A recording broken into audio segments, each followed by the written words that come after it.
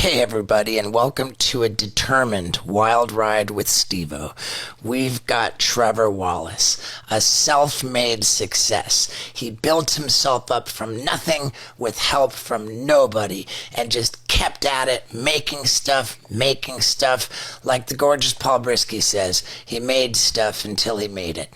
And what a great conversation we have. We both also reveal some deep-seated resentments, right? We go ahead and air out our grievances for the whole world to listen to.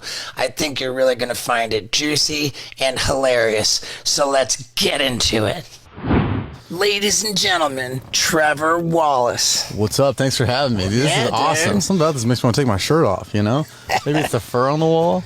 Dude, take your shirt off. epic, man. Am I Bert Kreischer in it right now, dude? I don't know. I don't have the body for that. I have the body for fucking podcasting, you know? You have the best body in here.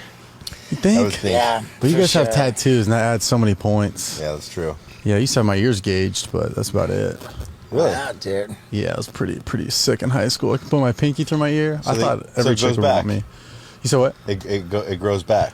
A little bit. This one still has a hole in it, It but tightens up a little, yeah. yeah. My mom said that like when she was working for plastic surgeon, that was one of the major surgeries people were coming in to do was get their gauges filled. Where did she work? Like Inland Empire? Like that's a very specific. Yeah, exactly. And I mean that wasn't the only thing that she did, but Yeah. yeah. Yeah, dude. I thought chicks would want it. And then it was only guys being like, dude, do your gauges smell too? And I was like, this is terrible. This is not why I got this. Just so dudes could come up. What have you put in there? You put any carrots in there? It's very interesting. Yeah. Yeah, dude. So you've been blowing up, man. Have I? I think so, man. I think things appear to be going very well for you. Yeah, things are going good, man, which is awesome. I'm just excited and I'm just trying a bunch of shit because I don't even know what the hell's going on. The internet changes so much every day. I'm like, what do people want? Right. What was like? What started it off? Like you weren't like part of a show or like Right. there wasn't any one thing that catapulted you onto the scene, right? You just Was it Vine? I was on Vine, but I don't have any like followers on there. Like I was making shit, but just for like 12 people. You know, I had like one thing do like a couple thousand views, and somebody recognized me on my way to class in college. Like, you're on Vine, right? I played it so cool. I was like, fuck yeah, I am. But I think I've just been steady making videos since like 2016-ish. You know, it's Vine shit. Right. Like 2013, 14, that died out. And then I was just making a bunch of videos on like Facebook and YouTube. Yeah, I was the guy who was like, I was the weird, you know, Gary Vee's always preaching some crazy shit. I was that guy. I was like, Facebook's going to be big because the shareability, you know, it's nothing else had that, like, besides Twitter, of that like retweet, that share moment. right. Yeah. When stuff pops off on Facebook, or when it used to pop off on Facebook. It's just so easy to share. And people on Facebook got opinions for days. So they're like, he needs to hear about this, you know, and engagement. You know, people just comment Yeah. crazy Yeah. shit. It's pretty rad though to like just come out of nowhere. Like you didn't have anybody like on your side, like ushering you in. Yeah. It wasn't like a big mentor. You were just chipping away at it from the ground level and just chipping away and persistent and making funny stuff. Yeah. And now you're Yeah, I think I just held myself to a standard. I was like, I'm just going to post a video once a week. I'd film like Saturday, Sunday, and then edit it, and then they'd go up Monday when I was still working my day job. And I was like, you know, I just, one video hit, and then like for me, I was like, all right, let's just keep this fire going. That's the momentum. Because on Vine, I had one video do like decent, and then I just stopped. I got nervous. I was like, I don't know what the fuck to make next. And then it just died out. So for me, I always think about videos as like it's a fire, and you just keep throwing logs, and each log is you know, and you're just trying to keep growing, keep it building, keep it. Yeah, notice that comedians that put their sets on Facebook tend to sell out their shows too. Really? Well, with Facebook, it's just an audience, you know? I mean, they're not the most... not your sets. You mean like just clips? Like Sorry, bits. clips. Like Josh Wolf does that a lot. Yeah. And he's packing. Because everything's so impacted on all the other like big apps like Instagram, TikTok. You go to Facebook, there's like not that much competition. You know, it's like you and like a Southern mom being like, top 5 ways to breastfeed, you know? And then you throw up a stand-up clip in there and like, ooh, Yeah. titties and stand-up. Yeah. It's fascinating. So you got you're still doing the Stiff Socks podcast? Yeah, dude. Yeah, that was awesome. I still had the hot sauce from when you came on, dude. That stuff's phenomenal. Man. I brought you a bunch of gifts, man. I got yeah, that stuff's great. In honor of your Stiff Socks podcast, I've got some dude socks. Dude, I didn't know you had butt wipes. That's awesome. Yeah, Steve-O's butt wipes for your butthole. Well, I mean, it makes sense with the sauce. It's a 1-2 combo. That's smart, dude. You're like Amazon. Yeah. You know, when you're buying something, it's like, did you also want to buy? Yeah, those are on Amazon. Yeah, you bought a fleshlight. Did you also want to buy therapy sessions? Dude, this is awesome. I literally have the ones that are like, I don't want to give them any free promo. Bleep it out, dude wipes. But like, this is so much more. It's like, if I saw this in somebody's bathroom, I'd be like, this guy shits. Yeah, This guy is fun. He knows how to shit. These are great socks, dude. So what haven't you put your face on? There's Not this mugshot. Oh shit. Yeah, there you go. That's the mugshot mug. A mugshot mug. God damn, dude. This is next level. This is beautiful, dude. Thank you. Yeah, dude. So so you got the Stiff Socks podcast. Got the podcast going, yeah. You're prolific making sketch comedy on social media. Mm-hmm. You're doing stand up. Yep. And so those are like the 3 lanes that you reside in. Yeah, that's kind of like what the Venn diagram is. I would say it's and I started stand up first, so that's always kind of like been like the passion. Have you ever done like Ventura Harbor Comedy Club? Sure. Yeah, that's like my hometown club. So I think it closed down during the pandemic, but that's where I started out when I was 17. So You grew up in Camarillo. Yeah, Close by. Yeah. Do you know it, or you just hit the Wikipedia? I know it, and I hit the Wikipedia. Oh, yeah, dude. No, I know it, and I saw before they were famous. Oh, really? Yeah. Yeah, dude. Yeah, Camarillo. We have this tendency to do. It's like cramming for a test. Of course. You know, you're heading to see Who the fuck is this guy? Yeah. Heading to see the guest. So like what I do, I'll type in the name of the guest and documentary. Ooh. You know, like I want to see like somebody put together a documentary. I did that for you. Yeah. And all I got was like just your content, which is probably a really good thing for you, because it's feeding me like all of your like fuckboy videos. Yeah. Like Your zoomies. Yeah, the Zoomies one was based on the Zoomies in Camarillo. It was like I actually like that character was the first thing that really kind of hit in like 2017. I was making fun of those. Yeah, know about his job at Costco. Selling blinds. Yeah, I did. Sold blinds. Yogurt. You sold frozen yogurt. Yeah. Dude, I've had the most random beta jobs in the world. Selling blinds and frozen yogurt and Jamba Juice. Jamba Juice. And you started a comedy club in San Jose. San Jose at Improv. your college. San Jose Improv. I was doing some spots there. Well, Ventura was the...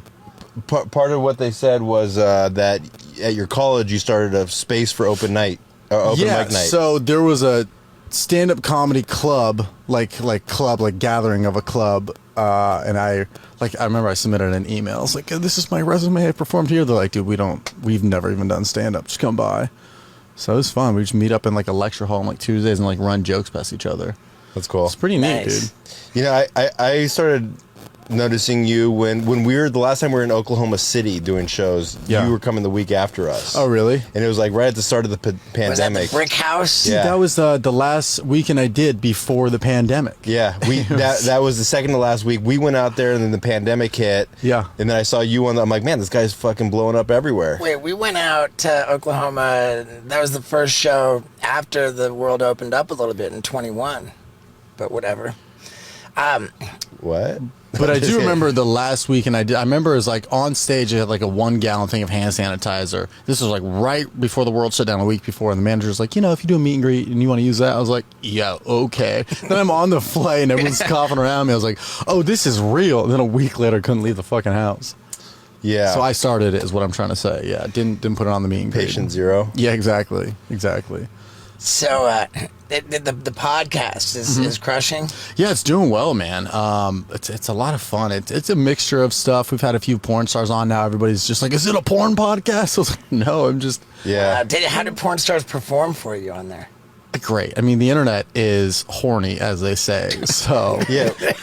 it's as much as, if you and I just had a podcast where boys being boys going back and forth, it's fun. People like it. And then for whatever reason, you have the gorgeous Miss Angela White on the internet. It's, I need to know what she eats for breakfast every day. It's Yeah, we should totally get a porn star on the podcast. You guys never done it? But that's the thing is that Steve's like, nobody wants to hear about a porn star. Well, and here's the everybody's thing. like, They might have PTSD. And We this all is the wanna bang hear bus. about it. So yeah, they might be like, I think I signed in here somewhere. No, it's we've had women perform particularly poorly on the podcast. yeah, but they're not porn stars. Let me put it to you this way. I was looking up, back in the day, top searched websites, and Google's number one, right? Mm-hmm. Porn's number two. Is it really? Wow. Billions of hits a day. You're either trying to figure out how to install a sink or be like, who can I fucking jerk off to tonight? Yeah.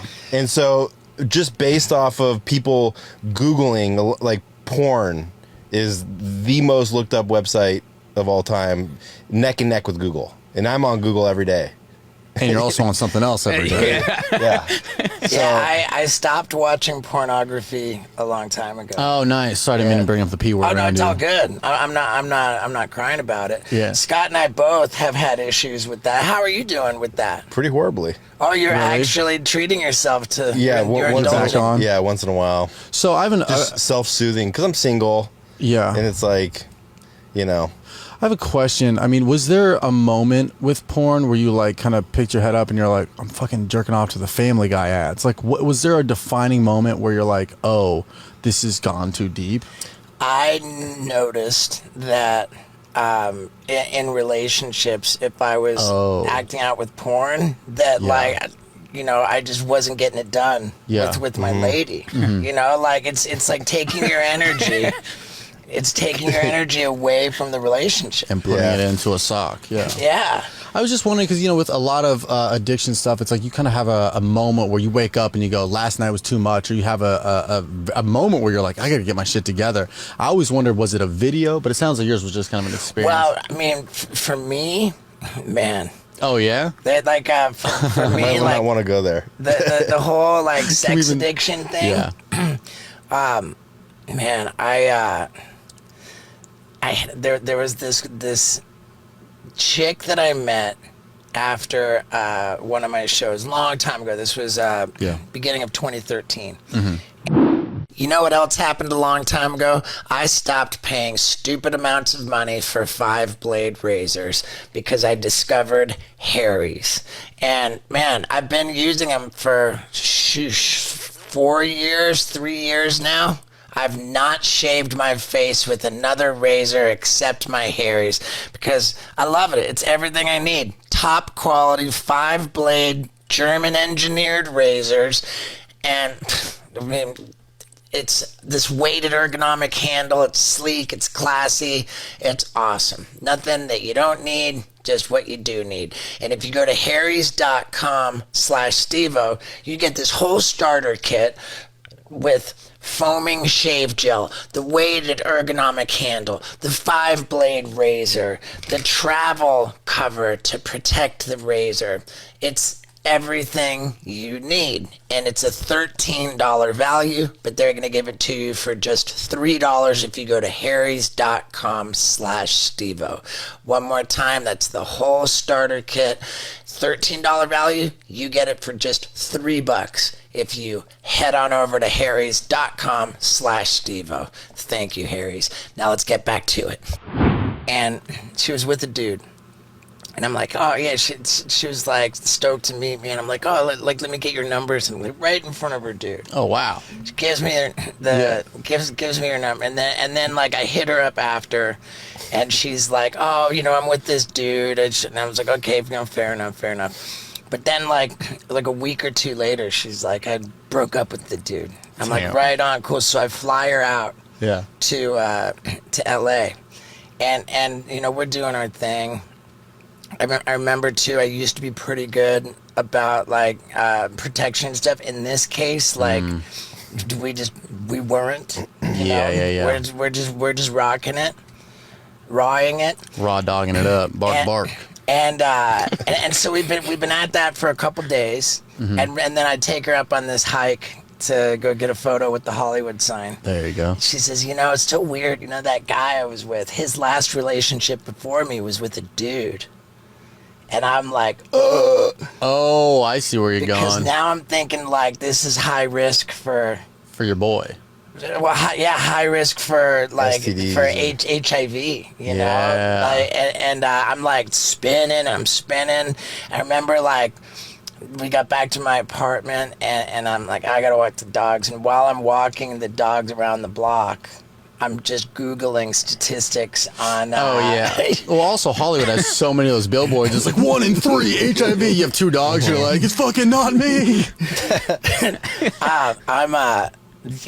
I'm freaking out. But then I get back to the pad and I'm like, well, like.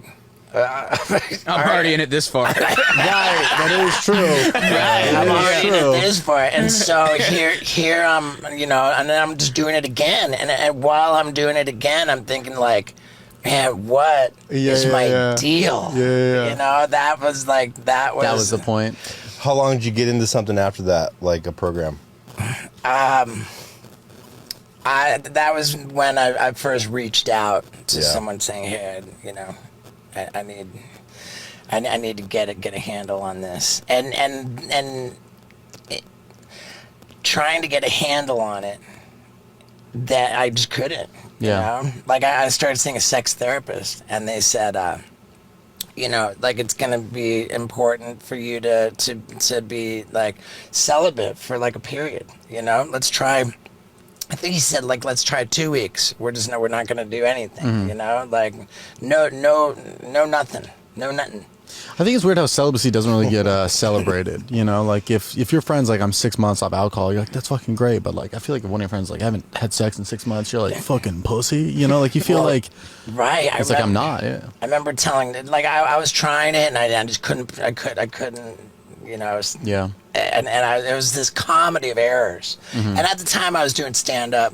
And like I was just getting material out of like how impossible it was for me to you know, and it turned out that like that whole first hour, my whole first special was like very focused on the issues with sex.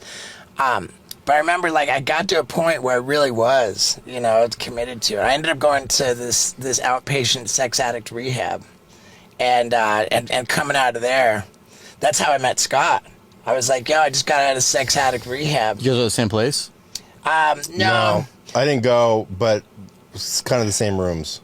Okay. Yeah. So I'm like, I just got out of sex addict rehab, and I got to go back on tour. I have no chance whatsoever. That's like, the ultimate final test. I need a C blocker. Yeah. Your therapist is like, now you're gonna do a 50-city tour in all the U.S. near college towns. Right. So I was like, maybe if you come on the road, like you can sell merch at my shows for me, and like you can get some money like coming in from Professional that. paid cock blocker. That's great. Yeah. And that was exactly how it started, and then so that was how Scott started with my merch operation. But That's beautiful. So I was celibate for over a year. Mm-hmm. And I remember telling Knox, I was like, dude, I didn't even blow a load. Fuck, it's been like 6 months. Knox was like, dude, he's really concerned. He says to me, dude, that's like, that's how you're going to get testicular cancer if you let it back up. Damn. And I remember saying to Knoxville, like, dude, I'm pretty sure that if jacking off was the cure for testicular cancer, nobody would have it. Could you imagine the doctor's like, I got good news and bad news, and he just slides Brazzers across the table. I can save you. Yeah. That's wild. I mean, that's like a rumor that like a 17-year-old would start. Like, if you don't jack off, dude, you're gonna lose a ball. It's like, did you hear that? Was it Yellow 5? Would you ever hear that rumor? That Mountain Yellow Dew. 5. Yeah, Mountain Dew would make your balls smaller. Oh, I did hear that. Yeah, and there was a period where I would have a bag of Skittles and I would put the yellows to the side. I'd be like, "Fucking not today, okay? Not I today, need these same. cojones. I need these. All right." Or like if you have acne, it's because you have too much sperm built up inside you. I've never heard that. I've never heard that. Really? It's just trying to get out of your body. That's all you, Fucking dog. Let me I don't know. know. Maybe I just made that That's up. why it has the whiteheads on it. I You know. couldn't even tell you. That, if anything, it would be the other way around. Can you imagine if that was like, oh, you're getting acne because you have like too depleted You know, Yeah, or like Too much? very, very hard. That would be wild. If somebody had acne, you just put the face mask back on. that's what you Trying to call a rock and a hard spot. Yeah, dude. Isn't that's how Kellogg started, was to like lower the sex drive. I think cereal? The cereal. I think What? it was meant to lower the sex drive. Kellogg cereal? Well, I mean, saying the word Kellogg is probably the least horny thing you can do besides Raisin Bran. So Yeah, I pretty think that like back in the day, that's maybe I don't, maybe it was a fucking TikTok I saw Yeah. or something I read, but I feel like remember Wheaties that being was the probably case. the opposite. Wheaties is like, eat this, you'll be an athlete, you'll probably have sex. Yeah, you'll shoot ropes. Yeah, yeah. You'll be Olympian Kellogg's, ropes. you dribble. Yeah. Exactly, dude. So now that you're killing it, what, like, do you have like the big thing? Like, do you have any big specials out yet? So I'm filming my first special July 14th and 15th in Austin. Dude, I'm filming my next special July 14th. Oh shit, where at? Yeah, in London, England. Okay, I was gonna say, what if we're both in Austin? Yeah. Oh, at the Paramount Theater. Yeah, the Paramount. That's where I filmed my first special. Really? That's funny. Oh my god, yeah, that's where I'm doing my first one. I'm so excited. The tickets just went on sale this week, and it's been a dude, great there response. we go, How many man. shows are you doing? 3. So That's good. yeah. 3 over 2 nights? Yeah, one That's it. Friday, 2 Saturday. I think most people just do 2. I was talking to somebody like, get that first one out just so you feel the room. Right. You know, I want to overshoot it just so I have options, because I mainly just For want to sure. have one show that I can use 90% of. And I was like, Yeah. that Of was the course. one. Isn't that Tom Segura said he did 4 shows for his special? Right. Yeah. Yeah, I don't think you can overshoot it. I know somebody who did 7 Right. at a smaller theater, and you know, he just wanted that one golden show. It's not like he's cutting up Right. 7 different shows. It's just kind of that one. For sure. The Paramount, I did that last year. It's a really good spot. It felt big, but not too big where you're lost. Optically, it looks really really good. Yeah. Yeah. When did you do yours there? November 14? 2015. 15. 2015, yeah. That's awesome, man. Any notes? Anything? I you- mean, dude, it was great. Dude, Texas has always been love the greatest. Texas. Like, I say this a lot when I'm performing in Texas, that I really think there's something to that saying, don't mess with Texas. Because Yeah. I find that the crowds are just respectful. They Yeah, got they're good, they great. got good energy, and they're respectful. Like, it's everything that you want in a crowd. They're excited, man. And I think that's why Austin's like a great kind of hub. You get the mixture of like the guys who are driving from like Lubbock and Sugar Land, and they're fucking yee-yeed out, and they're ready to shoot Copenhagen in their Mountain Dew, then drink it, you know. But you also just get the tech bros in Austin who are just like moved here for work, and it's just perfect blend. And it's the center, I mean, in my head, of the U.S. If you kind of think about it, it's right. Kind of, you get both sides. So if you're putting out a special, go live from Austin. Austin's a big enough city where somebody in New York go, oh, I know Austin, I'll do it. But I almost did it in Phoenix, which I love. Phenomenal shows Phoenix in is Phoenix. great. But I just didn't know if optically and saying it, does it sound like if somebody's like, yeah, live from, Phoenix. Are Phoenix. people going to be, But Yeah. Austin is like a meme in itself. Yeah. And the Austin city limits. yeah. Austin feels to me a lot like Nashville and Portland. Yeah. And they Oh, that's all good. have like Yeah. that keep it weird kind of a vibe. Yeah, I just thought it was a perfect blend for somebody to be like, this makes sense of something I would watch. And a lot of people are hearing about Austin right now from comedy just because Rogan and all those guys. So I thought it was a good, it just sounds, it's an easy pitch. Oh, I did it in Austin. Oh, that's great. Yeah. I think any state that, and this isn't a political stance, but any state that voted for Trump has the best crowds. I don't know what it is, but those red states fucking turn up. Florida, Because they're like hardworking Americans, and so when they go out, they want to just get their money fun. worth at a show. yeah, like San Diego. We all know who you voted for, San Diego, but those shows are fucking a blast out there, Yeah. Not to say San Francisco wasn't a blast. So fun, but I think a lot of Yeah, people people drove nodding down. off in fentanyl in Portland and fucking San Fran. Dude. Yeah. We went to Portland like when we were touring with BAM. It was so gnarly. Dude, it was like, Dude. because I've been to Portland, we've been to Portland several times, and it was so fucking bad this time that like they were locking the doors to the stores. You couldn't Dude, walk in I there. People saw- were smoking tinfoil Dude, like, heroin. almost everywhere you look, Out in the people open. just on the sidewalk, people with the lighters under the tinfoil and shooting up, like just like Foil everywhere, all over the ground. Yeah. Stores closed, and like you have to knock on it to. I mean, Dude, I remember the first time I saw foil on the ground. I was like, damn, they be cooking a lot out here. I didn't know it was for drugs, So I was like, a lot of leftovers, a lot of meal prepping in Portland, well, like we're pulling over to park to go into a store. store and you get out and there's a guy just lighting up a foil, and you're What like, are is the my cops car doing? Are safe? they just But that's the thing, they've decriminalized it. Yeah, they can't get in trouble, so they're not. Nothing's wrong. That's crazy. I think about the times where I grew up in Camarillo and I got a ticket for riding a skateboard without a helmet. Yeah. And now there's guys just smoking PCP just in front of a Safeway. You know, how does that check out? I don't know. How do you do with substances? You drink a lot? No, I don't really like to drink. Like, I've definitely had my time. Went to college, tried a lot of stuff in there, but I don't like feeling not like myself. And anytime I have like a bad hangover or like a come down off, if I go to like Coachella for a weekend, that like those couple days after when I don't feel like myself and I feel like I just get so frustrated. That's and like, the Molly.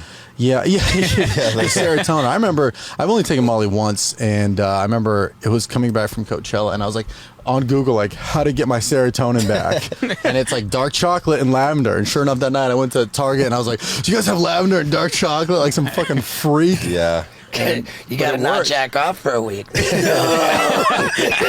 lose my balls. Yeah. But yeah, I remember getting dark chocolate and just huffing lavender. So I don't think, thankfully, I don't have an addictive personality. I don't think, but You would know by now.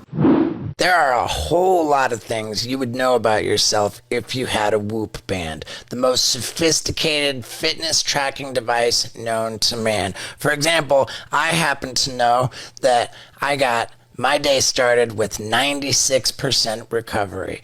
Why is that? Because I'm drinking enough water, I'm getting enough sleep, I'm doing all the right things, and it's good to know that. And what do I do with this information? I take it to the streets. I gotta get out there, I gotta ride my skateboard, I gotta ride my bike, I gotta exercise so that I can take advantage of this opportunity. Now, this is just like a tiny fraction of how much you learn about yourself if you have Whoop. You're going to know about how oxygenated your blood is. You're going to know about the temperature of your skin while you're sleeping. This is important. Like, it's going to alert you to things that are dangerous or concerning that you might not otherwise know about. You're going to know about all the stages of sleep that you have, and that's important to know. You're going to know about all the calories you're burning, the activities you're doing. It's the most important thing if you want to be serious about your health and your fitness. You got to get on your Whoop band and the app. And if you go to whoop.com, that's WHOOP, you can get yourself started with the Whoop Band 4.0. Comes with a waterproof charger that slides on top, and boom, you're off to the races. And if you use the promo code STEVO at checkout, then you get 10% off your order. One more time, it's whoop.com with the promo code STEVO. If you've been thinking about doing it, then now is the time. Because, man, I love Whoop. And, dude, I'm going to get out there and kill it knowing what recovery I have today. Whoop.com, folks. Now let's get back to it. Yeah, I think you have friends that are also like that as well. So I think It just sounds like you do not have an addictive. Yeah, I don't think so. So with the special in Austin, is it going to a streamer, to a like? Yes, so it did get picked up by a streamer. Super pumped on that. So it's cool. Can we say what streamer? I don't know if I've said yet. Okay, well then we won't. Yeah, I don't think I have. We won't trip. But I'm very excited for it. Like, it's a really Good. cool opportunity, and they've been fans for a while, and they've been kind of following the journey. So they're actually coming out to the show tonight in Brea. So I don't like when people tell me that. Like, you ever have that? I mean, you're so. Dude, I love it. What love? I love having people whose opinions really matter at my show. Do you get in your head at all?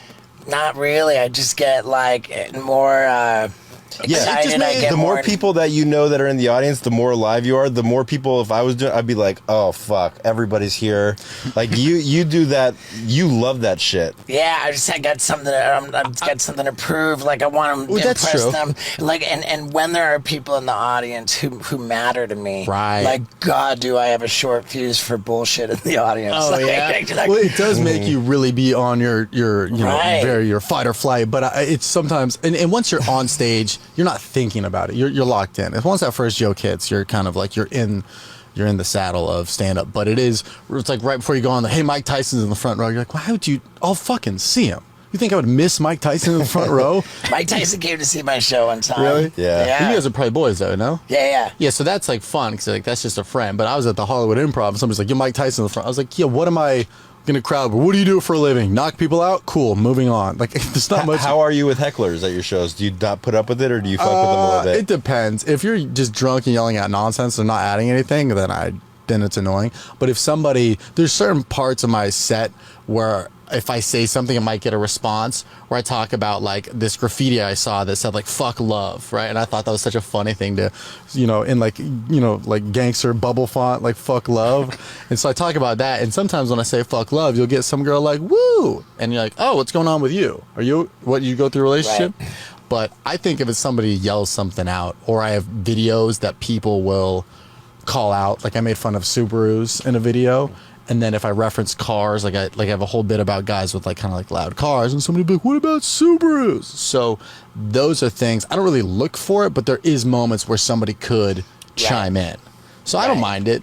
But if they're just drunk and they're just talking in wingdings, there's not much you can do with that.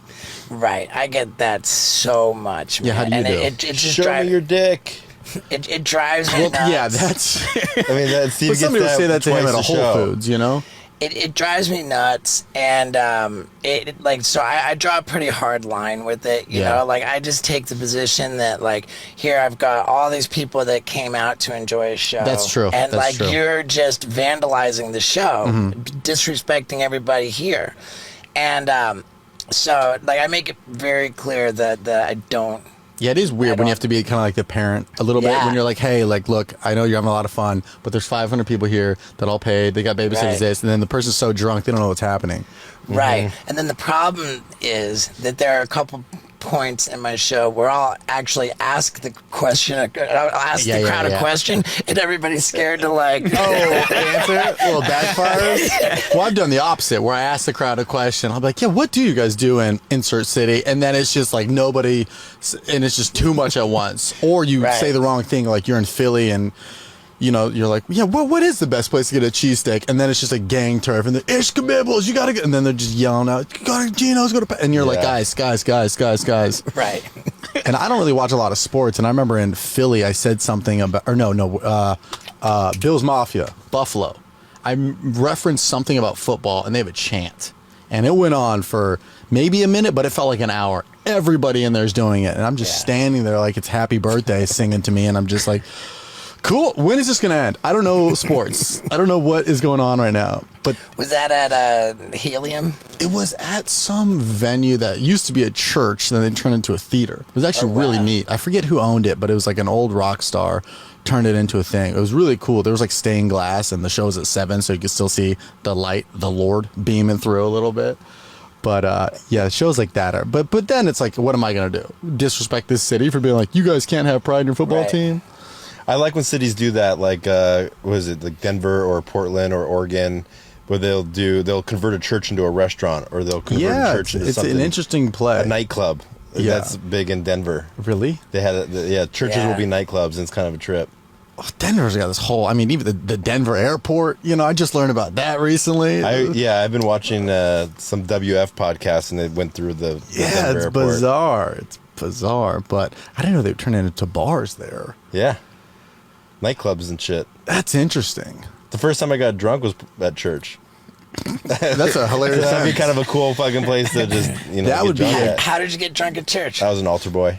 And This I sounds was like a Theo Von pounding story wine. right here. So you I was like, we would go in the back and just pound it. The wine or The This is wine. wine Well, for altar boy, communion. Yeah. talking about getting pounded. Yeah, Come I was on getting now. pounded as an altar boy. Hey, No, I was like in Let's fourth clear it grade up. or third grade, and I Even remember worse. just like guzzling the wine, and it was like 7 a.m. Just God going damn. back, going back to school, just fucking drunk. that's so funny. You guys are over there just like drinking. You're like, oh man, I think she gave me cooties. You guys got the sorrows back there, That was, drinking away yeah, the pain. it was wild. I mean, a lot of shit went down in Catholic school. Oh yeah. It's a fucked up place. Did you grow up religious? I was raised Jewish. My mom was Jewish, dad was Christian, and my mom pushed it really heavy on me in the beginning, which is fine. Like, that's all she wanted to do. But it kind of just deterred me away from it because she pushed it so heavy. Can you But, chant the Torah? I know the OG songs. I know like the bandwagon songs. You know, like. Can you give us a little Did something? you watch? Isaac pulled it out of his head. Dude. Oh yeah. Isaac just started chanting. We're like, what? Where did that come from? Did you watch Ari's special? I did. So good. So good. So good. Wow. In my head, I couldn't stop thinking about the candles, and I was like, "That's Unbelievable. That's a production set. You know, if you're doing multiple shows, like, get the candles in." But I thought that looked great. Unbelievable. It took him 20 minutes to light all the candles. Did it really? Yeah. God. It's I'm so impressed with that Ari Shaffir Jew special. Well, yeah, that was great, and that was the proof of YouTube being like, look, you can drop a really good special. Right. Yeah. Yeah. Do you guys already have your sets picked out for your specials? Is that a big process, or how does that work? Like stage set, your production design. Oh, production Yeah, design. sorry. I loosely have it in my head, but then again, you see a guy like Ari's, and you're like, oh, there is room to do whatever the hell you want. Dude, I don't know how to be as ambitious as Ari was. Yeah. My first special in Austin, like I called that special Guilty as Charged. Mm-hmm. So it was like a big like jail bars and this huge mugshot like thing. You know, it was very thematic. And then my second special I taped in Denver was just not. And I think this new one, same deal. Like Nothing behind it. because I'm doing it in London, I'm pretty determined to have a big black London taxi cab drive onto the stage for me to get out. Oh, that's cool. Yeah, I think that it might be more like classic to have just a clean set behind you. Maybe now, 2015, I think that was like a time. And I also think about like guys like Nick Swartzen, who I love watching. I think his like early on specials had a lot of stuff in the background. I think it's more common to have a busy background, but now it's kind of like, you know, you either do one thing like all the candles and that's it, or you do like I was thinking about maybe doing like a string of like some like light bulbs. I did like some random city in Royal Oak, Michigan, where they had light bulbs on the curtain, and it looked really neat, especially with depth of field. That's so funny. Just rip Ari's candle thing, but just with thousands of light bulbs. Just Christmas lights. But this one, I mean, it added some depth, and it wasn't just a background. So I'm trying to think, like, what's this middle ground of, like, oh, this looks good, and also, like, what? There's too much going on back there, you know? What's your special going to be called? I don't really know. I'm in between a few titles, but Christian? Yeah, the Christian boy. I have a few ideas in mind, but it's I don't know. I was gonna shoot it and then kind of see what spoke to me. Like I have a few ideas, but I'm not 100% sure yet. Do you have your name picked out? Yeah, I mean it's the bucket list tour. Oh, great. So well, that's the it's tour like you're on right now. Yeah, like in the beginning, you know, you never have like a name for your show when you first start touring. It's just you're at a comedy club and it's Steve-O's here. Yeah. And then I would go on some like international tours, and it'd be really important for me, for the promoter, that I come up with a name for the tour. Yeah. So like, you know, I had different names, and it was just kind of all over the place.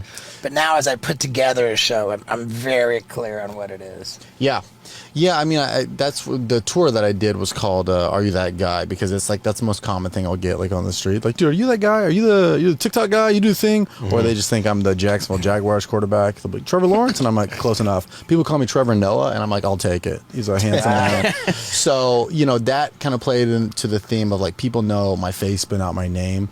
But I only really have like a 2-minute joke on that. So I don't know if I want to wrap the whole special around that, or just take like one of my favorite jokes in it and then make that the title.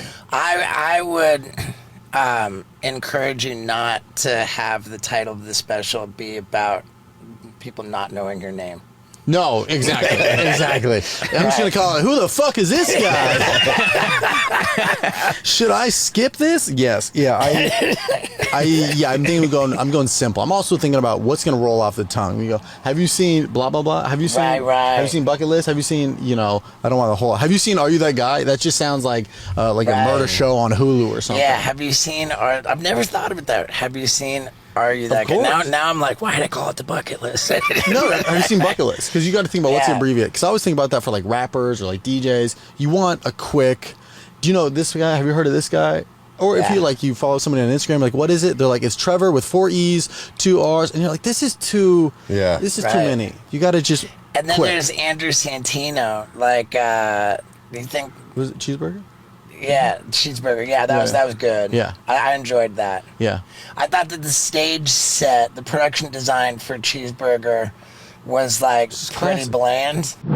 Now let me tell you about something that is not bland whatsoever, which I travel with everywhere I go. It is AG1 from Athletic Greens. And little secret about this, I've been using less and less water when I drink it in the mornings because it's just that delicious. That's how I do it, okay? Why do I do it? Because it gives me all the nutrition I need. I could hypothetically have a bad diet and not worry about it because I got all the nutrition I need in my comprehensive, convenient AG1 travel pack. Now, of course, it's a good idea to eat healthy as well, and I do that sometimes better than others, but I always have my AG1 so that I know I'm covered. And you should jump on this deal that I have for you to get 5 of these travel packs completely for free. athleticgreens.com/Stevo. And with your first order, 5 of these travel packs plus an entire year's supply of immune boosting vitamin D. Yes, that's right. I use this every day. I bring it everywhere I go. And you're going to know why if you go to athleticgreens.com/Stevo right now. Now let's get back to it. Yeah, he strikes me as a guy that somebody came to him and was like, do you want to do his background? Do you want to do all this shit? He's like, that's stupid. And you're like, you're right, sure is. We'll do a lounge leather chair. It was the same director that did Cheeseburger and Jew. Oh, really? And I the think same He did production- Cheeseburger and too. the same production company. too. I met with him. I think he's gonna do Eric mine. Abrams? The same production company. 800-pound gorilla. Yeah. So they're on board to do mine, but it is, Cool, man. and that's the thing with the set design. You do a chair, and somebody goes, "Oh, I wish you did more," and then somebody goes, "No, it's stand up. Just enjoy the jokes." Yeah. I'm more Right. so worried about the audience. Who my audience is very probably like 18 to like 28, and I'm like, the stimulation, I feel like every 10 minutes I gotta just look directly in the camera and be like, get off your phone, I gotta through the special, Right. or you gotta just put giant subtitles that pop up on it every 2 seconds. Yeah, you're gonna have the yonder bags. Probably. I'm more so the people at home, because it's like the audience to watch an hour. Like, I don't know the last time I went an hour without checking my phone. So I'm just thinking about the people at home. I'm just going to randomly have a pair of tits that pop up just for a special. I think that people are pretty good about once they're locked into a show. I would agree. On TV. I would agree. But I'm just talking my own habits where I'll be watching Dave Chappelle, arguably the greatest comedian, and I'm like, let's see what's going on in Instagram. It's just your body's muscle memory. So I'm just how can I make sure that that I'm interesting, the set's interesting, the set that I'm doing is interesting. I just really want to appeal to the audience. And, it's just funny because in a comedy club, you're so locked in your present. But then somebody at home, it's just got to be good. And that's what I'm working on now is tightening it up. Yeah, you started doing comedy what year?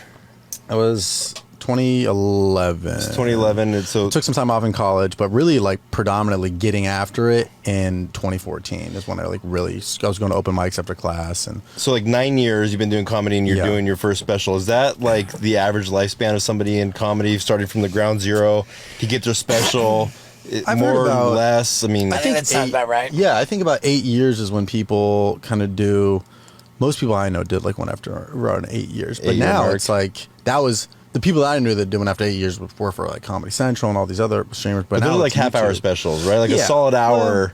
Well, it was that or whatever. I don't think there is but I'd say that's their average. But now with YouTube, people put them out after 2 years. People put them out after 10 years. There's not really. I'm grateful that I have my first special to mark how much progress I've made since then. I mean, it's with anything. I look at the videos I was making, 4 years ago. What the fuck is this? So imagine 10 years. Right. But And that's almost all I can say that I'm proud of for my first special Really? is just the I progress know. I've made since then. I did it too soon. really, how many Yeah. years in were you? I was 5 years. Okay. And then when was Gnarly? How many years? Gnarly was 8?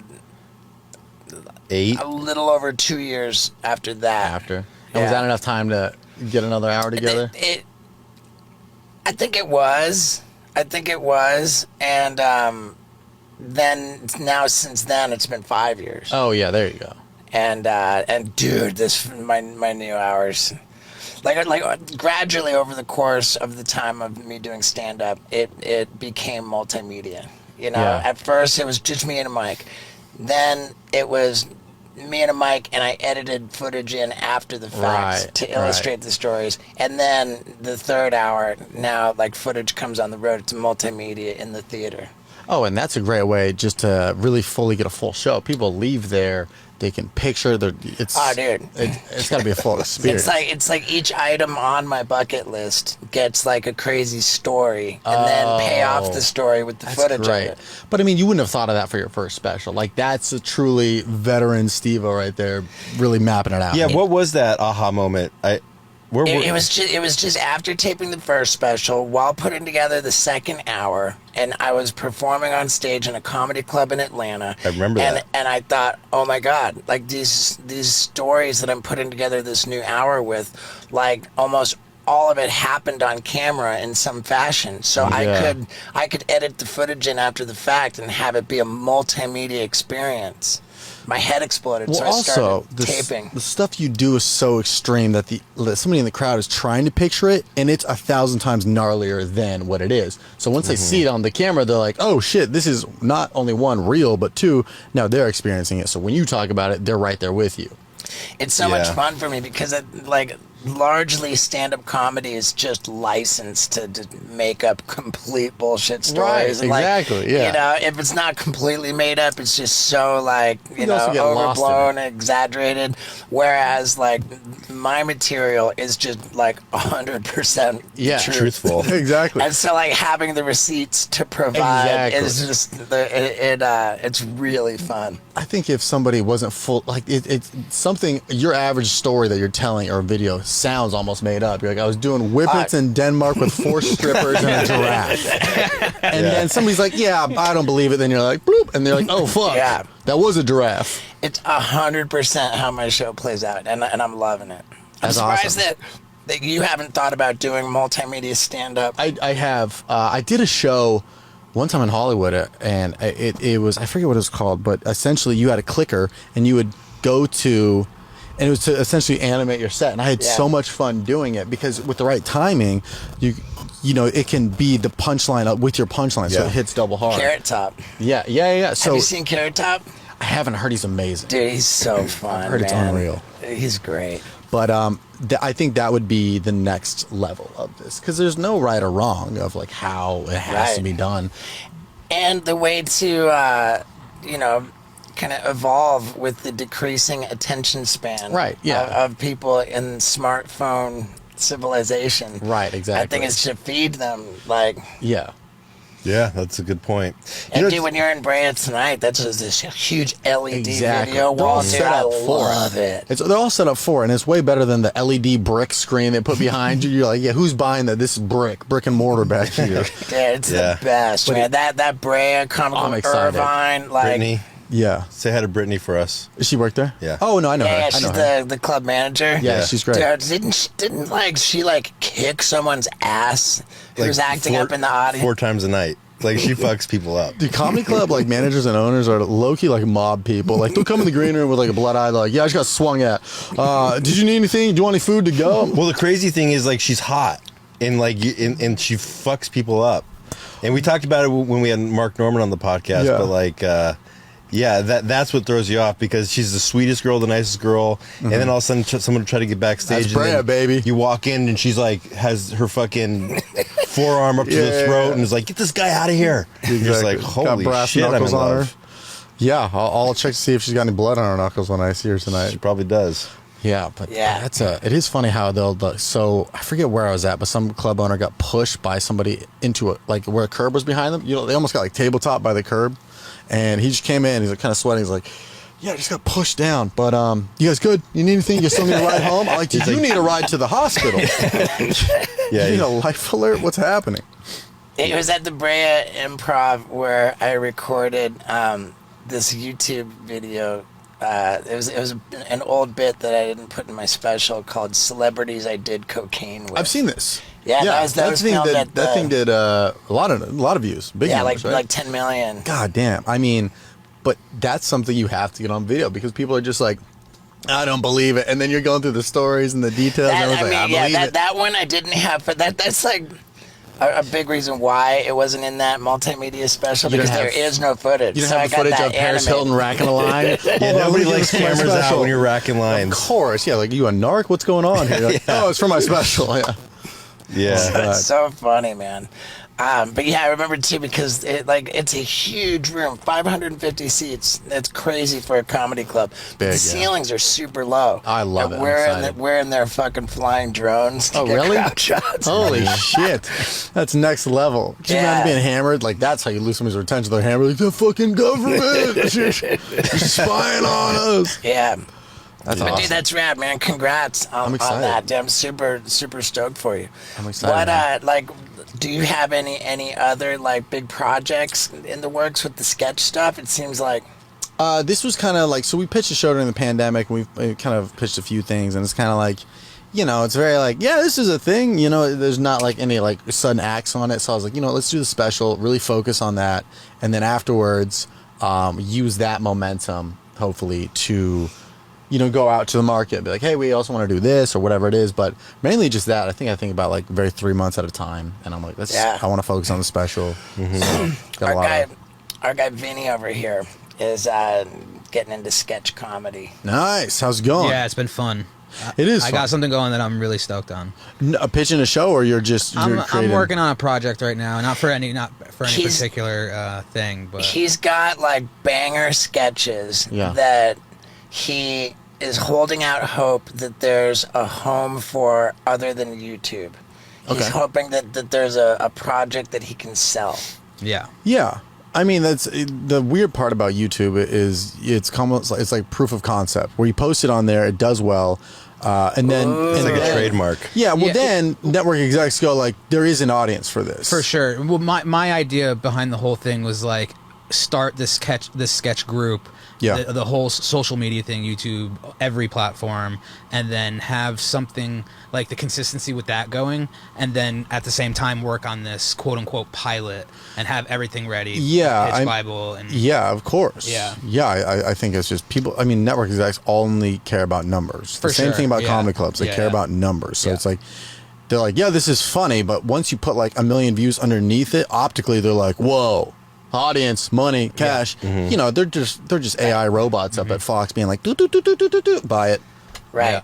And so he just Vinny filmed a sketch in like a jail cell and like a courtroom. Yeah, And he's yeah. like, man, how much did it cost you to rent those sets? a few grand. Like it was like $2,500. Right, but now you're all stressed out about, dude, like, I got like, it costs so much to make my sketches. Isn't that counterintuitive in today's world? Well, yeah, I can write it off in my head, but at first you're like, oh, fuck, that's a lot. But then you go like, all right, you got to spend money to make money. All right, Yeah. is it better to shoot this in a real jail cell where it looks good, or you green screen a jail cell and suddenly your hair is like caught in the green screen and all that? I would encourage you with where you're at and because that's the thing is that Vinny's not been able to build a YouTube audience because historically he's done like the gnarliest, most violent, like jackass stuff, like dropping darts off bridges into his body, like, and so like he's just Prison pocket shit. He's just strike after strike on, on right, YouTube. So right. like now he's doing like genuinely funny sketch comedy, like instead of this just. But I kind of want to like integrate the stunts and sketches and kind of mesh it into one and like try to figure out. Mr. Show. Just so that when you put your episodes on YouTube, that they can get demonetized, flagged, and striked. Go to Rumble. It's a good hook. Yeah. It's a good hook, you know? For sure. Can you air those on Rumble and not get a strike? I don't know. I Is don't that know much the deal about about Rumble. I don't know much about it. Yeah, I I don't know mean, much about it either. I've been introduced to the CEO of Rumble by I gotta two imagine what he different looks like. people, and he has yet to respond to me. Oh, really? I'm like kind of like, yeah. Like the people who introduce me to him, they'll like loop me in on, one guy looped me in on an email, another guy looped me in on a text. Yeah. And I hear from the people like, oh, the CEO of Rumble says, but he won't say it to me. And I'm thinking like, oh, gotta well, see I what guess the he CEO doesn't really looks want like. me on the platform. Yeah, but you started a page though, right? I mean, yeah, but like, I'm. My next question was going to be, are you going to put the prison pocket on Rumble? I mean, Yeah, that's a place where I'm you a post sensitive anything. guy, right? dude. I'm a sensitive guy. I need to be acknowledged. For sure. You know, now I'm just like kind of resistant to do anything with Rumble. Yeah, right. Yeah. All he needs to do is like thumbs up one text, and you're like, all right, I'll upload the prison pocket. I'll do it. He's in. Right, and it's so crazy because kids just like off the nose, cut off my nose to Yeah. spite my face. Damn. You know, like, What is it? Silent scorn? Is yeah, I mean, I don't know. I just don't get it. I don't get I'd it. imagine the CEO of Rumble's probably in the Barbados doing ketamine for most of his days. So he sees the text messages. For sure. He just can't move his arm to like Right, respond. exactly. He's like, Steve-O, and then his arms are just frozen. Yeah, dude. I mean, there's a 100% chance he wants to on the app. He's just probably just doing some Rumble I shit. mean, I feel like there's Planning the so next January 6th, you know. I have such a wealth of content that is. Oh my God, I bet. that It's is unreal. Just that's just too edgy Strike-worthy. for YouTube. Yeah, and that- you've been that- filming your whole life. I mean, your whole life. Right. So you have And, like, so much content. If I were inclined to like really, make a thing out of it and promote it, I imagine I would bring a lot of people there. But I can't bring myself to do that because I've not been acknowledged. Here's what you do. You make your own Rumble app to spite Rumble. Steve-O's Rumble. Yeah. You have to show your asshole to log on, like Face ID. Yeah. I think there's something there. I mean, that's how, butthole like, fingerprint. that's how, I mean, that type of level of petty is like how, like, there's a nightclub in Vegas. I forget which one it was, but they opened because the guy didn't get let in. Guy didn't get let in, so he makes his own nightclub, and now it's like Hakkasan or something. Yeah, it's like Latte Larry's. Yeah, It's a spite store. Exactly, it's a spite story, dude. So imagine that you just slam dunk on Rumble, right? But in the middle of developing the app, he's like, "Yes, Steve-O, we'd love to have you." All right, fuck it, we're good. I don't need this anymore. Fire the engineers. Yeah. Yeah, and I mean, You just become a tech billionaire because it just blows up. I'm I the mean- same way, you know. pass me on to an underling. Be like, hey, dude, like Somebody. just gonna loop you in with somebody who can really like give you some attention and help you. Dude, I feel it. I applied to be on Raya, the dating app, 12 months ago. Nothing. And all my friends, like every time I tell somebody I'm not on there, they're like, dude, you're not on there? My friend who's a PA on a Disney Plus show is on there. You have to tell them you got denied. They don't even say Raya, what's deny that? it. It just says like waiting app. And I'm Yeah. just like, what? But now if I ever get approved, I'm gonna be like, I don't want to be on here anyways. It's that saying like rejection, like just let me know. Like, hey, you're next in line. Maybe. Just something. Raya. But instead it just says like you're waiting. You have But to be invited to go on that, right? exactly. Yeah, Yeah. but like I'm But I sure had he all has this- for 80 sure. invites. Yeah. I had a girl I was on a date with be like, oh, I can get you an invitation. I was like, I don't think you know how dates work. Like I'm supposed to. I think we're supposed to find each other here. I was like, are you not interested in me? She's like, no, I can get you on there, please. Just So leave yeah, me I'm alone. killing it on it, dude. I got it in. But yeah, now it's like their rejection to me. I'm like, I don't even want to be on your stupid app. So funny, man. That's what podcasts are for, is to air your grievances. Right? Exactly. And then Rumble and Rye are going to listen to this podcast and be like, well, you can stay where you're at. Just passive aggressively. Just It's funny you can write it off. I remember like 2021 or 2020, I wasn't verified on Instagram, and I got to the point where I'd applied for it a few times. I was like, man, fuck this. This doesn't even matter. I know my own value. I know my own worth. And then literally like the next morning, wake up, blue check mark, and I was like, oh, dude, I'm better than everybody. I was at Pachanga doing shows, and I went into the lobby. I was like, bring me the buffet, bitch. I'm verified. Like if the status it did to my head was Yeah. crazy. Vinny just got verified. Like a month and a half ago. Did you buy it or did you He not got get it verified real? the day. No, it was like a week before that. Oh, really? I've been applying every 30 days for fucking 2 years. It was pretty And- close to the day they Dude, like. I think it was. Yeah, that's annoying because then you have to be like, it's real. Yeah, I promise. I think it had something to do with WildRide because I was putting in WildRide links in the application. yeah. Yeah, and I have a few pieces of press. Like How many times did you submit to Instagram to be verified?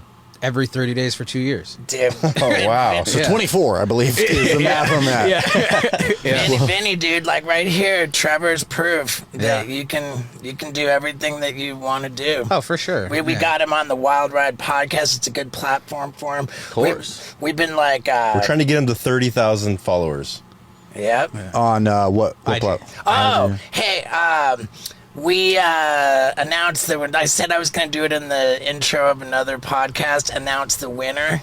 We gave away... Do we want to say the winner on here? we might as well. Yeah, we can. Give away Vinny's blue check mark. Who gets it? One of the cameras just died. One of the cameras died. Really? I think it's that one. I heard a doo-doo. Like I heard a noise. Yeah. Sorry, I have the same camera at our podcast studio. So the second you hear that, you're like, oh fuck. I mean, you're on the fisheye, dog. We can just punch in on you on the fisheye, dog. on. I mean, I don't care, but... But on the Steve Aoki podcast, we said we were talking about accumulation of frequent flyer miles. Yeah. And I've got all these frequent flyer miles, my and I want to God. hook somebody up and give them a free vacation. That's great. So we invited people to follow Vinny and pitch to Vinny. Oh, smart. And it was this lady who's a mother with an autistic child. Her name is Ashley. Her name is Ashley. And her Instagram is AshEJ. And did she win? She won. won. Yeah, She- yeah. Have her you guys mom- announced it yet? Yeah, we we need need FaceTime FaceTime right right I was now. going to say, this was the most anticlimactic announcement. Her name is Ashley, with an underscore E. You're going to Cabo on Tuesday. Cool, congrats. She's going to New York City with her mom, who just had a cancer scare. And She decided New York City. She's Yeah. not Oh, Vegas. not She's Vegas. Not Vegas. She's Okay. going to New York But I City. would Thank feel God. safer about that. Like, if my person wanted to go to Vegas, I'd be like, okay, well, like we're paying for the flights, but nothing on the room. We're not paying for any of your, once you're there, because that could be a slippery slope, you know? I Yeah. put 50 grand on red, you know? But New York's great. Yeah, we got her the flights, and then I'll book her the hotels this week. Yeah, Nice. we're going to pay for everything for What her. was her pitch? Or was she just kind of like letting you know, she like, just She hasn't had a break. she okay. needed a break. She wanted to spend time with her mom. Her mom was like a cancer survivor, I think. yeah. Yeah. Oh, good for you guys. Did you have any pitches in your DMs that were just like hilarious? Like, I need to get course. away from my ex-wife. Yeah, for sure. I mean, need to it go to wasn't Connecticut. even that funny. One of them was just like, "Oh, I want to eat beaver in a cool place," and that was it. You know, you should do a he runner-up. actually did bring that one to my attention. You should do a runner-up, He's like, like- there's a guy who wants to eat beaver, and I was like, that's cool. And you know me about eating beaver. Yeah. I fucking Well, love here's it. what you do. It's like you pay for your flight, but we'll bump you to business class. We'll give you that extra $17 to sit 14C. Because I would do that, right? Yeah, for and I'd tell sure. everybody in my realm, like, Steve, I bought this. How are you doing with frequent flyers? I got a lot, which is great. Are you It's executive awesome. platinum? Yeah, I feel unstoppable. Like Yeah. when the flight attendants scan mine, because I look like a young kid. So if I'm sitting up, there, and they're like, "All right, now boarding platinum members or whatever." When I walk up, they're like, "This fucking nepo baby, who gives a shit? You got a rich dad." And then they see how many miles I have. They're like, "Good sir," like they just hand me the keys to fly the damn thing. So Yeah, it's funny when I go backpacking, I'll get bumped up to first class, and Yeah. I backpack for like a month or two, Yeah. and I look worse than this. And Yeah. I'm wearing a backpack, and people are just like, "Who the fuck is this?" Well, I remember I was weirdo? flying to a bachelor party with all my friends to Austin, actually, and we're all leaving out of LAX. And I was like, let's get a row together, just in the back. We were like row 22. And right as I scanned, they go, "Oh, Mr. Wallace, you've been bumped to first class." And I was like, I gotta take this. It's free booze. But then I'd walk back to my free alcohol, be like, "How you fucking poors doing back here?" So you said platinum. We're talking. So are you loyal to American Airlines? Delta. I like Delta, yeah. Whoever smelt it, Delta. Yeah, there you go. American Airlines doesn't do anything for me. It's just fine. Okay. You gotta put your own damn phone up there. Okay. What do you mean? Like they don't have TVs on any of the headrests. so Oh, you mean I was like clip your scan? phone. They make you scan your own the phone. headrest is like you clip your phone So on there. you have executive platinum on American, and so you just fly that much. I fly a lot. So you're in all of the frequent flyer programs. Delta's the highest. I think I have like some status on American. It's like not the number one, but it's probably like the second or third, the one you can get. Yeah. But yeah, I mean, I just did a whole U.S. tour last year and then half the year before that. So I mean, it was like 48 cities, and that's a lot of. I'm gonna scanning. go ahead and say that American does it for me. Really? Okay, good. Yeah. You guys gave a bigger announcement for American than you did the winner. Yeah. Yeah. I was gonna be American like, does it for me. American Airlines is they scratch my itch. What about it? I love them. They How go many they go. miles do you have with them? I am a million miler. How many over a million though? Like, are you at like 1-1? Oh, I don't know. So what is it that is it their customer service or is it The best seats? customer service in the game. Yeah. I'm trying to think because most flights, for the most part, unless you're on like those like JetBlue like pods where you lay down, which I've done Is once. that Mint? Yeah, unreal. I heard that everybody likes Mint, Oh well, it's fucked up because but not us. We like American. Right. This is brand new for American. But Mint was like, you know, I've never done Molly and had sex, but that's what everyone says. They're like, don't have Molly and have sex. It's too good to return. I have on American. There you go. Promo code Wild Ride. But it. Hey everybody, and welcome to a determined wild ride with Steve-O. We've got Trevor Wallace, a self-made success. He built himself up from nothing with help from nobody and just kept at it, making stuff. Like the gorgeous Paul Brisky says, he made stuff until he made it. And what a great conversation we have. We both also reveal some deep-seated resentments, right? We go ahead and air out our grievances for the whole world to listen to. I think you're really going to find it juicy and hilarious. So let's get into it. Ladies and gentlemen, Trevor Wallace. What's up? Thanks for having me. This Yeah, is awesome. dude. Something about this makes me want to take my shirt off, you know? Maybe it's the fur on the wall. Dude, Take your shirt off. epic, man. My Burt Kreischer in it right now, dude. I don't know. I don't have the body for that. I have the body for fucking podcasting, you know? You have the best body in here. You I would think? think. Yeah. But you for guys have sure. tattoos, and that adds so many points. Yeah, that's true. Yeah, I used to have my ears gauged, but that's about it. Really? Wow, dude. Yeah, I was pretty sick in high school. I could put my pinky through my ear. So I they- thought so every it chick goes would back. want me. You said what? It grows back. A little bit. This one still has a hole in it, It but tightens up a little, yeah. yeah. My mom said that like when she was working for plastic surgeon, that was one of the major surgeries people were coming in to do was get their gauges filled. Where did she work? Like Inland Empire? Like that's a very specific. Yeah, exactly. And I mean that wasn't the only Specific. thing that she did, but Yeah, yeah. yeah. Yeah, dude. I thought chicks would want it, and then it was only guys being like, "Dude, do your gauges smell too?" And I was like, "This is terrible. This is not why I got this." Just so dudes could come up. What have you put in there? You put any carrots in there? It's very interesting. Yeah. Yeah, dude. So you've been blowing up, man. Have I? I think so, man. I think things appear to be going very well for you. Yeah, things are going good, man, which is awesome. I'm just excited and I'm just trying a bunch of shit 'cause I don't even know what the hell's going on. The internet changes so much every day. I'm like, what do people want? Right. What was like? What started it off? Like you weren't like part of a show or like Right. there wasn't any one thing that catapulted you onto the scene, right? You just Was it made Vine? I was on Vine, but I don't have any like followers on there. Like I was making shit, but just for like 12 people. You know, I had like one thing do like a couple thousand views, and somebody recognized me on my way to class in college. They're like, "You're on Vine, right?" I played it so cool. I was like, "Fuck yeah, I am."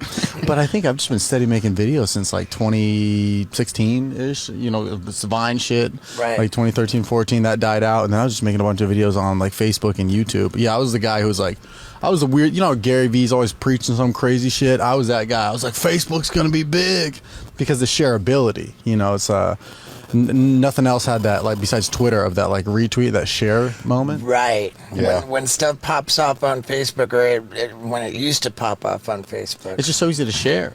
And people on Facebook got opinions for days, so they're like, he needs to hear about this, you know, and engagement. You know, people just comment Yeah. crazy Yeah. shit. It's pretty rad though to like just come out of nowhere. Mm-hmm. Like you didn't have anybody like on your side, like ushering you in. Yeah. It wasn't like a big mentor. You were just chipping away at it from the ground level and just chipping away and persistent and making funny stuff. Yeah. And now you're Yeah, I think I just held myself to a standard. I was like, I'm just going to post a video once a week. I'd film like Saturday, Sunday, and then edit it, and then they'd go up Monday when I was still working my day job. And I was like, you know, I just, one video hit, and then like, for me, I was like, all right, let's just keep this fire going. That's the momentum. Because on Vine, I had one video do like decent, and then I just stopped. I got nervous. I was like, I don't know what the fuck to make next, and then it just died out.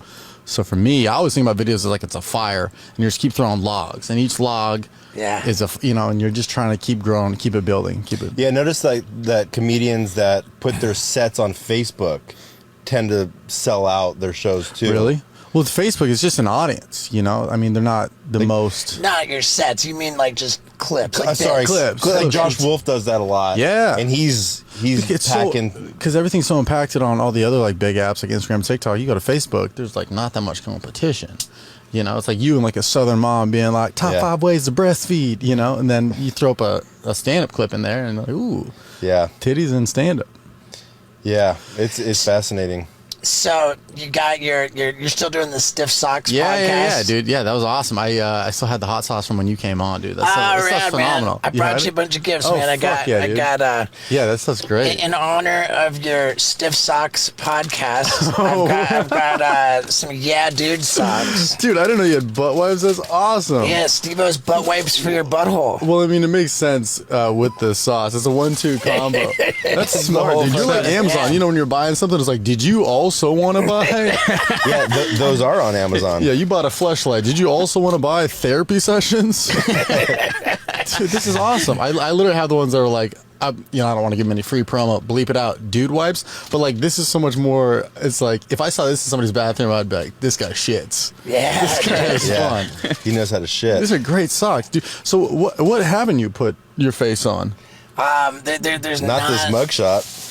Oh shit! Yeah, there you go. That's the mugshot mug. A mugshot mug. God damn, dude, this is next level. This is beautiful, dude. Thank you. Yeah, dude. So so you got the Stiff Socks podcast. Got the podcast going, yeah. You're prolific making sketch comedy on social media. Mm-hmm. You're doing stand up. Yep. And so those are like the 3 lanes that you reside in. Yeah, that's kind of like what the Venn diagram is, I would say. It's and I started stand-up first, so that's always kind of like been like the passion. Have you ever done like Ventura Harbor Comedy Club? Sure. Yeah, that's like my hometown club. So I think it closed down during the pandemic, but that's where I started out when I was 17. So you grew up in Camarillo? Yeah. Close by? Yeah. Do you know it, or you just hit the Wikipedia? I know it, and I hit the Wikipedia. Oh, yeah, dude. No, I know it, and I saw before they were famous. Oh, really? Yeah. Yeah, dude. Yeah, Camarillo. We have this tendency to do. It's like cramming for a test. Of course. You're heading to see Who the fuck is this guy? Yeah. Heading to see the guest. So like what I do, I'll type in the name of the guest and documentary. Ooh. I want to see like somebody put together a documentary. I did that for you. Yeah. And all I got was like just your content, which is probably a really good thing for you, because it's feeding me like all of your like fuckboy videos. Yeah. Like your zoomies. Yeah, the Zoomies one was based on the Zoomies in Camarillo. It was like I actually like that character was the first thing that really kind of hit in like 2017. I was making fun of those. Yeah, know about his job at Costco. Selling blinds. Yeah, I did. Sold blinds. Yogurt. You sold frozen yogurt. Yeah. Dude, I've had the most random beta jobs in the world. Selling blinds and frozen yogurt and Jamba Juice. Jamba Juice. And you started a comedy club in San Jose. San Jose at Improv. Your college. San Jose Improv. I was doing some spots there. Well, Ventura was the part of what they said was that at your college you started a space for open mic night. So there was a stand-up comedy club, like gathering of a club, and I remember I submitted an email. I was like, "This is my resume. I performed here." They're like, "Dude, we've never even done stand-up. Just come by." So it was fun. We just meet up in like a lecture hall on like Tuesdays and like run jokes past each other. That's cool. It's pretty neat, dude. I started noticing you when we were the last time we were in Oklahoma City doing shows. Yeah. You were coming the week after us. Oh, really? And it was like right at the start of the pandemic. Was that the Brick House? Dude, that was the last weekend I did before the pandemic. Yeah, that was the second to last week. We went out there and then the pandemic hit. Yeah. And then I saw you I'm like, man, this guy's fucking blowing up everywhere. Wait, we went out to Oklahoma. That was the first show after the world opened up a little bit in 21. But whatever. What? But I do remember the last weekend I did. I remember it was like on stage, it had like a 1-gallon thing of hand sanitizer. This was like right before the world shut down, a week before. And the manager's like, if you do a meet and greet and you want to use that, I was like, yeah, okay. Then I'm on the flight and everyone's coughing around me. I was like, oh, this is real. And then a week later, I couldn't leave the fucking house. Yeah. So I started it, is what I'm trying to say. Yeah, didn't put it on the meet and greet. Patient zero. Yeah, exactly. So the podcast is crushing. Yeah, it's doing well, man. It's a lot of fun. It's a mixture of stuff. We've had a few porn stars on now. Everybody's just like, is it a porn podcast? I was like, no, I'm just... Yeah. How did porn stars perform for you on there? Great. I mean, the internet is horny, as they say. So, Yeah. it's as much as, if you and I just had a podcast where boys being boys going back and forth, it's fun. People like it. And then for whatever reason, you have the gorgeous Miss Angela White on the internet. It's, I need to know what she eats for breakfast every day. It's... Yeah, we should totally get a porn star on the podcast. You guys never done it? But that's the thing is that... No, Steve's like, nobody wants to hear about a porn star. Well, here's the and thing. No, They might have PTSD. We This all is the want to bang hear about bus. it. Hey everybody, and welcome to a wild ride with Steve-O, which people have been begging for real. I think that I've seen more requests for Steve Will Do It than maybe even Johnny Knoxville. Man, and what a crazy time we had.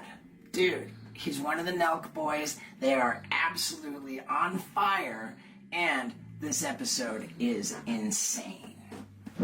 Ladies and gentlemen, Steve Will Do It. Yeah, dude. It's great to be here, man. Brother, thank you, man. Really. People have been begging. A lot of the comments are like, get Steve Will Do It on. Get Steve Will Do It on. Which is crazy to me because it's like, this guy I grew up fucking, looking up to, loving him. So, for anyone to say to Steve-O, get Steve on there, crazy. Well, dude, let me tell you that I appreciate the praise. I appreciate the love.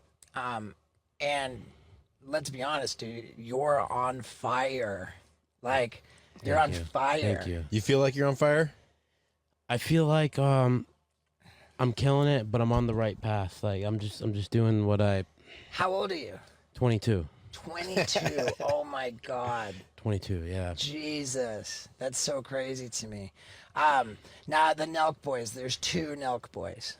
Yeah. There's me, Kyle, Salim, and Lucas. So there's there's four. four There's Nelk four. boys. Yeah. Okay, I thought there was just two. No. Is it competitive between you guys? Like, I know I worked with the Sidemen, and like KSI was just so far away in front of No, everybody. because we're all a team. Like Kyle, he's the main guy. Like, say if Steve Will Do It's getting fucking 5 million views an episode, it's like he's happy for me because we're all a team. Right. And I we're- mean, the yeah. Rolling Stones are a team, Yeah. but there's Mick Jagger, dude. But Right, there's- Keith Richards. There's nothing like that with us because it's like if I'm winning, they're winning because Right. the loyalty we have. I've always felt the same way about Johnny Knoxville. Yeah. Like him being successful just makes me more successful. That's how Yeah, it's always been. that's how it is with us. It's like if Nelk's going crazy, then I'm going crazy. If I'm going crazy, then Nelk's going crazy. Right. We're all happy for each other. It's all one team. That's great, man. So you don't do a lot of podcasts, huh? No, I've been asked to do many podcasts, and especially this one, Tim Dillon. I don't know if you know Tim Dillon. Sure, he's But on fire. He's one of my favorite podcasts, and he asked me months ago, like, he's my favorite podcast. He asked me, like, yo, can you please come on the podcast? I'm like, no, because I'm not the best talker, and I feel like I may or may not have autism, and that's how I feel. Okay. I mean, dude, you seem to be talking great with me, man, and I think that your career is evident, Thank you. Yeah. But yeah, so I let me just say before we even continue that my ear fucking hurts. I know. Presumably this will come out after we've both posted footage of the poo cannon, which is something I just dreadfully failed to think through. I don't know what I just put my ear there. I mean, dude, I dialed up the PSI, pounds per square inch. Is that what it is? Yeah. Dude, I Sounds dialed about it up, right. dude. We filled up a poo cannon and blasted my ear, and it just straight rocked my eardrum and filled my ear canal with dog shit. With Wendy's poop. Yeah, Wendy among 3 other dogs. 4 different dogs were in the Oh, blender. wow. Yeah. So where's that video going to play? Or where is it playing as we speak? Steve Will Do It is going to put it on his YouTube vlog, and I'm going to Yeah. put it on my YouTube vlog. I sent it to my girl. She says, dude, save this for something bigger than YouTube. And I said, yeah, well, this was with the Nelk Boys, like, That is bigger than YouTube. pretty worth it. It is bigger than YouTube. Super worth it to go Yeah. big. Ow, fuck. You keep doing that. I know, it's like when you're like you do the pressure change, you know, like it's just really sensitive in there, dude. So the doctor didn't say that, like, yo, there's a lot of poop. They were like, there was a lot of wax. Well, Pretty much. the thing that bummed me out was it was a physician's assistant, and I'm not talking shit about physician's assistants, but like they're not doctors. That's what the old guy was? Because this thing said physician's assistant. Oh, all right. So I'm like, maybe we should go see a doctor. I'm open-minded to going to a proper doctor because it is pretty messed up. But I got to do this, and then I got to do an interview for Shark Week, dude. My buddy got his hand mangled by a shark. Like mangled. You got cut off or what? Not cut off, but mangled to where, like, see, if you hold your wrist like that, it stops here. Yeah. This motherfucker poopies, dude. It flopped. It was like all dangling the by way a down. tendon. All the way. It was flopped. All tendons gone, and he had to have surgery to reattach tendons and 2 severed arteries. Oh my gosh. He would be so fucking dead if they didn't dive on him as fast as they did and fucking get him out of there. Jesus, he got fucking wrecked by a shark That's crazy. for But a Shark Week episode. And he and I got to do an interview together to talk about it right after we do this. But let me get back on track. Let me get focused here, because what I told you earlier, and I'm genuinely concerned, and this is in no way like some kind of an attack or I'm trying to get you or anything. Yeah. But I'm legitimately curious. Looking at all of your postings, all of your texts, all of, you know, you just spent $1 million on a single YouTube video. You're Yeah. giving out Bitcoins, which are 30 grand to like people if they comment on an Instagram post. Like, you're buying cars for people like it's no big deal. You're throwing away jewelry off balconies, like diamond necklaces. You're tossing them off balconies. I mean, you are being so reckless with money. I have to try to figure out, I can't help but be so curious if you're like highly strategic and very calculated in all of these moves where you're spending money to make money, or if you're just fucking out of control, or if you just like have that much money that you genuinely don't care. But in this day and age, it's a pretty wild move, like, you know, because like the way I look at the world, and I know I'm talking a lot, I gotta let you get in here. it's so funny. Yeah, let me just shut the fuck no, up. no, 'cause no, no, no. Keep going. It's hilarious. Okay, the way I look at the world, the 1% has all the money and everyone else is fucking hurting, you know? So to have a lifestyle where you're like kind of flossing, where you're like you know, showing how much wealth you have and spending money and throwing money around, like, I think a lot of, you know, I mean, I don't have that much money, but like I'm sensitive to it, you know, like I wouldn't want to be, I just have never wanted to be flashy, you know, and like I know that when you're throwing around money, you're typically giving it away to people. You're being like, you know, what do you call it? Like a philanthropist. You know, you're being a kind and generous person, which is cool. But what are your thoughts about being only fucking 22 years old and throwing, like, does any part of you think I got to be careful and save just because, fuck, I might live till I'm 80? I hate to put the kid on blast, but I felt like I needed to tell him to look out for his future. It's important, dude. And you know what the best way to look out for your future is? To make sure you are insured. And it doesn't have to be a hassle if you go to policygenius.com. Why would you do that? Because that's where you can compare quotes from over a dozen top insurers. And why is that important? Because when you do it that way, you can save over 50% on your life insurance. I'm telling you, that's like over $1,300 maybe that you can party with this summer. And you'll be taking care of your business, knowing that you're doing the right thing, looking out for your future and the future of your loved ones. So it's hassle-free. You go to policygenius.com. Within minutes, you figure out what you need. And then when you're ready to apply, the Policy Genius team sets everything up for you, schedules it, and they do it all for free. So get yourself insured. Take care of your business at policygenius.com, man. When it comes to insurance, it's nice to get it right. Now, let's get back to Steve Will Do It. No. And no, so there's zero part of me that feels like that way because I'm so, like, confident in myself because, like, if I'm tripping, like, 5 years from now about $100,000, $200,000, $1 million, $3 million, $4 million, whatever, then that means I failed my mission, right? Okay. So I'm on that path to not fail, and that's how much I believe in myself and what I do. But at the same time, like, no matter what, how much I believe in myself, every dumb purchase I do, there's a smart purchase, right? You know, it's like, you know, I probably own like 7 million in real estate, just over. So every if I give away 300,000, like I probably bought a condo or something. You know, it's Right. like, you know what I'm saying. So I was kind of like right now, like I could lose everything, and so at the end of the day, it's like I got 7 million or whatever in condos and houses and shit. Right. But I don't care. Like if I have, you know, I believe in myself so much right now, and what I'm about to do. If I'm tripping about $1 million, then that means I failed. So All right. What is your mission? to be a billionaire, You're gonna be a billionaire. All right. to be a billionaire, yeah, Do you have a timeline for that? 3 to 5 years. 3 to 5 years? Damn. Yeah. So, like, pardon my ignorance, but how did you come into this situation? Just straight YouTube? You just No, dude. So I had a really shitty fucking day, right? Like when I was young as shit, and at that point, I hated my life. This and that. I was like, yo, like I'm sick of this. Like, and then I started making Instagram videos. I'm done with this shit. And I always thought that I would be like a streamer. Like I would stream and work out and be that YouTube guy, because I would watch, like, for example, like FaZe Boys, FaZe Clan. I'd Yeah. watch them when I was younger. It's like, yo, this guy just bought like a flat screen TV. Like that's crazy. Like I want a flat screen TV. right. Those guys throw money around for But that's sure. what I'm saying.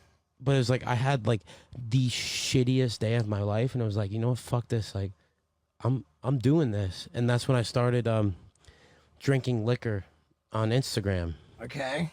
So I started the first And this is video when you're in high school. in high school. Yeah, and I was on probation For what? for marijuana. Okay. Yeah, so I got arrested like 3 times for marijuana. It's ridiculous. What state did you grow up in? In Florida. It's Florida? ridiculous. Where in Florida?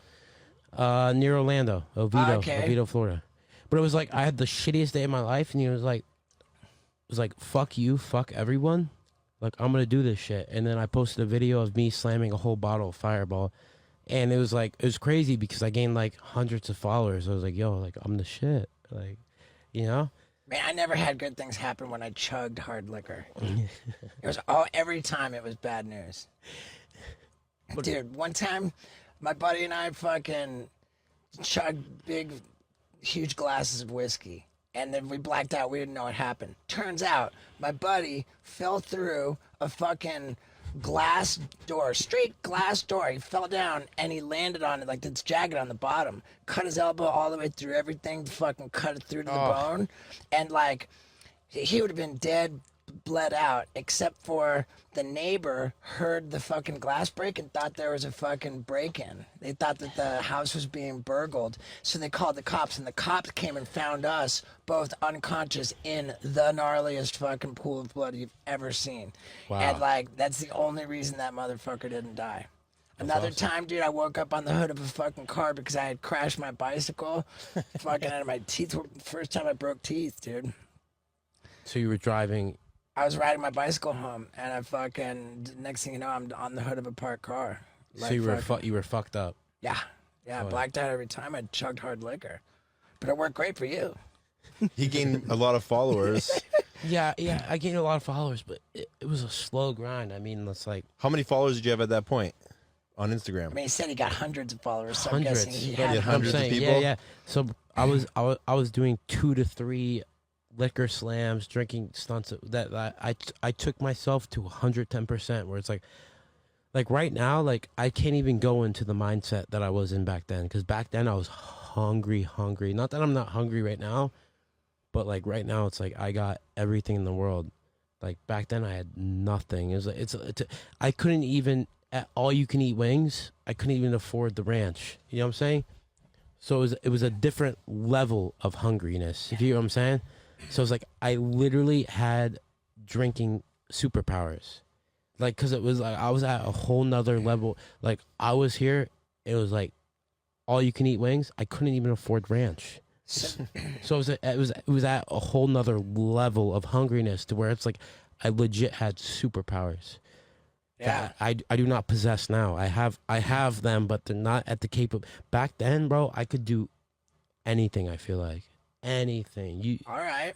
How much of I mean, I guess I know the answer to this. I was going to say how much of is alcohol like part of the deal, but my editor was telling me, he's like, dude, that guy's deal is just fucking alcohol. He drinks like. No, I'm trying. I mean, that was like before, but right now, I don't have to drink like that to get what I got. I drink because You felt like you needed to drink to do a podcast?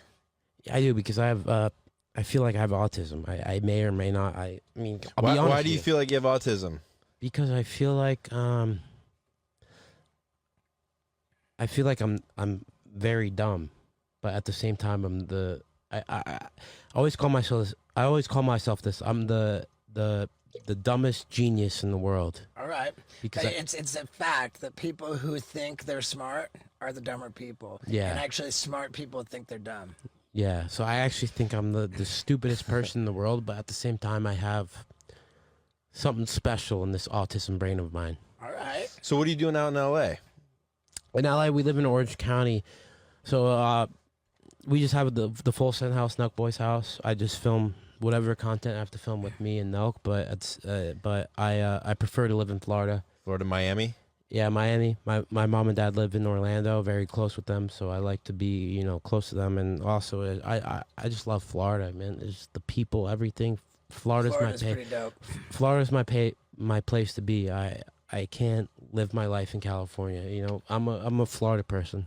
All right, now let me ask you this, dude, because I'm generally pretty jealous of you. Okay, like Don't be. Come on. I mean, you're Steve-O, I dog. understood, and I'm profoundly grateful for everything that I've accomplished. I wouldn't change anything in my life, Yeah. except maybe the poo cannon. I would have put a fucking something to Earplug protect in, or my ear. maybe. Jesus Christ. I could have promoted some headphones, dude. I could have Anything. anything but the way my ear got rocked. But in any case, so we're both huge UFC fans. This weekend, I'm giving away when we recorded this, but we're going to the McGregor fight. Yes, we are. Oh fuck. That's not good, dude. I know, dude. He's like, oh, fuck. It's like, when we're changing elevations in a plane. It's like, yeah, but Yeah. we're not on a plane. I know, dude. So how did you end up on the private jet all the way to Abu Dhabi for Fight Island in the middle of the pandemic when they had no fans? Like, on so many levels, that's unbelievable. But a private jet is a considerably bigger deal when it's traveling that far. Because my assistant right now, do you guys know Bob Menery? No? He's the voice of Buffalo Wild Wings, but he's crazy in the head. So basically, Bob Menery called Dana White with Kyle and everything, and then his sons went crazy. Oh, Dana White's sons. Crazy. And it was like, Dana's like, yo, my sons have met every celebrity there is, and they have never went crazy like this for anybody. Dude. Like, who the fuck are you? Right? Like, who the fuck are you? And then basically it's like, yeah, we're the Nelk Boys, this and that. And then we became like best friends with Dana. Like, for real, like, Dana feels like he's like a second father to me. Right? Dude, epic. It's crazy. Yeah. So that's what happened. And then, so Dana just kind of takes care of us for anything and everything we need. We're just so close with them for Dude, some that's reason. epic, man. It just kind of happened. We just kind of built this like crazy relationship. It's like, How was that flying on the private jet to Abu Dhabi? oh, insane. I mean, it's like, what the fuck am I doing? I just came as this guy that drinks. I'm an idiot, this and that. And it's like, I'm on a private plane to Abu Dhabi to be Dana White's personal guest. If you're Dana White's personal guest, you get treated like goddamn fucking kings. I'm familiar with the. yeah. I haven't made it to a private jet, but yeah, Dana's hooked me up, dude. And I You haven't made it to a private jet. I mean, I've been on private jets, Okay. but Not Dana White's not private Dana jet. White. Yeah. Yeah, dude, Dana, I like to consider him a bro. He is a bro. He's been really good to me. The only thing I love about Dana is he just keeps it real. Yeah. He does what he thinks. He doesn't give a shit about the robots in the world, right? He Right. talks shit. He talks shit on the Instagram comments. Like, yeah, fuck you too, dude. Yeah, but he'll do Yeah. anything. Like, it's like he's not influenced by these robots in the world. It's like what Dana says is he says it because that's what he truly thinks. It's not because he has to say it. Yeah, Joe Rogan put it best. I think Dana gives zero fucks. Zero fucks. Zero fucks. Yeah, man, I love. That's why Dana is gonna. I don't know if I should be, but Dana is gonna. I was so drunk yesterday. I was texting Dana a bunch. I was like, "Yo, like, let's get Tekashi 6ix9ine tickets." Like, With the I name of the want to talk show? about this, dude. Check it out. He texts me the other day. Steve will do it. Texts me. He goes, "Yo, dude, can I FaceTime you real quick for my vlog?" And I said, "Fuck yeah, you can." So I pick up the FaceTime call, and it's him sitting there with Tekashi 6ix9ine, and I'm like, "No way, dude, 6ix9ine. I did a tattoo of you on someone," and I fucking texted it to. And then like after this conversation, I hung up later, right? And I thought, man, I'm gonna be on Steve Will Do It's vlog like with 6ix9ine, and I wonder like if that's gonna be something that comes with a backlash, because I've seen people have backlashes for associating themselves with 6ix9ine, and I was like, you know what? Fuck it, I don't care. I was stoked. Yeah, what are the backlashes from? There was an NFL player, I saw him on TMZ, and he brought like 6ix9ine to his like workout, like something or other, and all the people were like, dude, you know, like, you're done, you can't hang out with him. Why? Because he's ratted on people? Yeah. Now here's what I think about ratting, right? Anybody in that situation is gonna rat. Like, whether you're talking about what you're gonna spend like 30 years, and he was facing 69 years. 6ix9ine was facing 69 years. Like, what, are you going to go to prison for 69 years for your reputation? You know? No, dude. Like, anybody's going to be a rat. And if you don't want to be a rat, then, like, maybe don't commit crime. That's, like, my deal, you know? Like, Yeah, no, for real. we're 12-step guys. So, like, we're, like, pretty careful about not, like, screwing people over, like, doing the wrong thing, you know? Like, we probably aren't going to have to rat on anybody because we're probably not going to be facing a lot of prison time. exactly, yeah. What were you guys doing on the vlog? No, I don't know if I could talk about this. Yeah, you don't. You don't have to if you feel like that. No, but I mean, we'll talk about it. I don't give a shit. And he felt strongly that, like, he's put it out there hanging out with 6ix9ine and gotten zero Hate because he's a nice guy. no, that's the thing. 6ix9ine is the sweetest of guys. That's the And thing. he was really cool to me on the FaceTime call too. He was like, "Oh, dude, Steve-O, you're a legend." Like, he was really said nice things and was. Were you guys? Can you talk about where you guys were? We're in Cabo, and we're just Cabo. We're hanging out because we became good friends recently. But anyways, the show Catfish, right? Sure.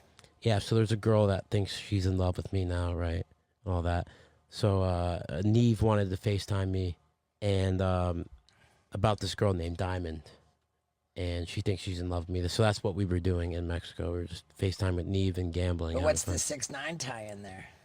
6ix9ine.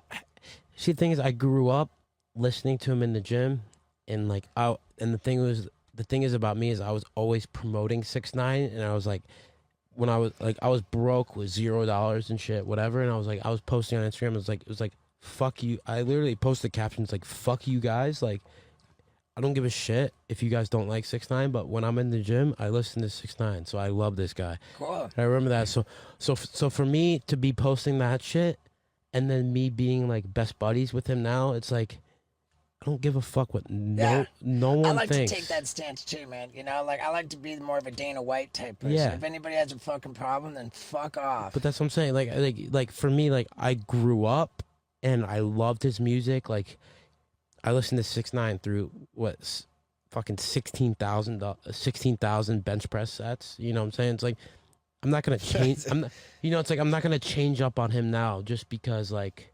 Right. He did. He did something that the result was that he was not in jail. Like, I'm not gonna change up on him. For like, sure. I saw his he like Shattered Records doing an Instagram live, like when he got back when he got right out. Yeah. Right. And on that Instagram live, he was saying like, "Well, dude, what I'm gonna be loyal to these people? How the fuck were they loyal to me?" You know, he said these guys kidnapped me, they pistol whipped me, like, what, I'm just gonna protect them and like go to prison for them? They weren't loyal to me. And yeah, if that's all true, it's like, why would you, right? Right. And even if it's not true, and I'm telling you, anybody who's facing that much prison time is gonna cooperate to not go to prison. Like that's just human nature. It's like, oh, Yeah. fuck. Yeah, like Poop shotgun. Or the poop cannon. yeah, my shit is. You're never gonna do that again, huh? I'm never gonna do that again, dude. This is That was epic though. it was epic. I was not. Did you see the clip I texted you? Yeah, that shit was epic. It was unbelievable, dude. I did not think it was gonna be that epic. That shit was crazy. Yeah, that what you I get- dialed it up, dude. Is that what you guys Crazy. came over here planning to do? Like, No, I just knew that he was coming over, and I was like, man, I'm gonna hit a home run for this dude because, like, I told you this that I had the Jackass, like one of the Jackass producers, this lady Shauna.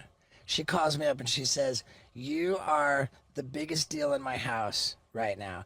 Not because you have the #1 hot sauce on Amazon, or you did.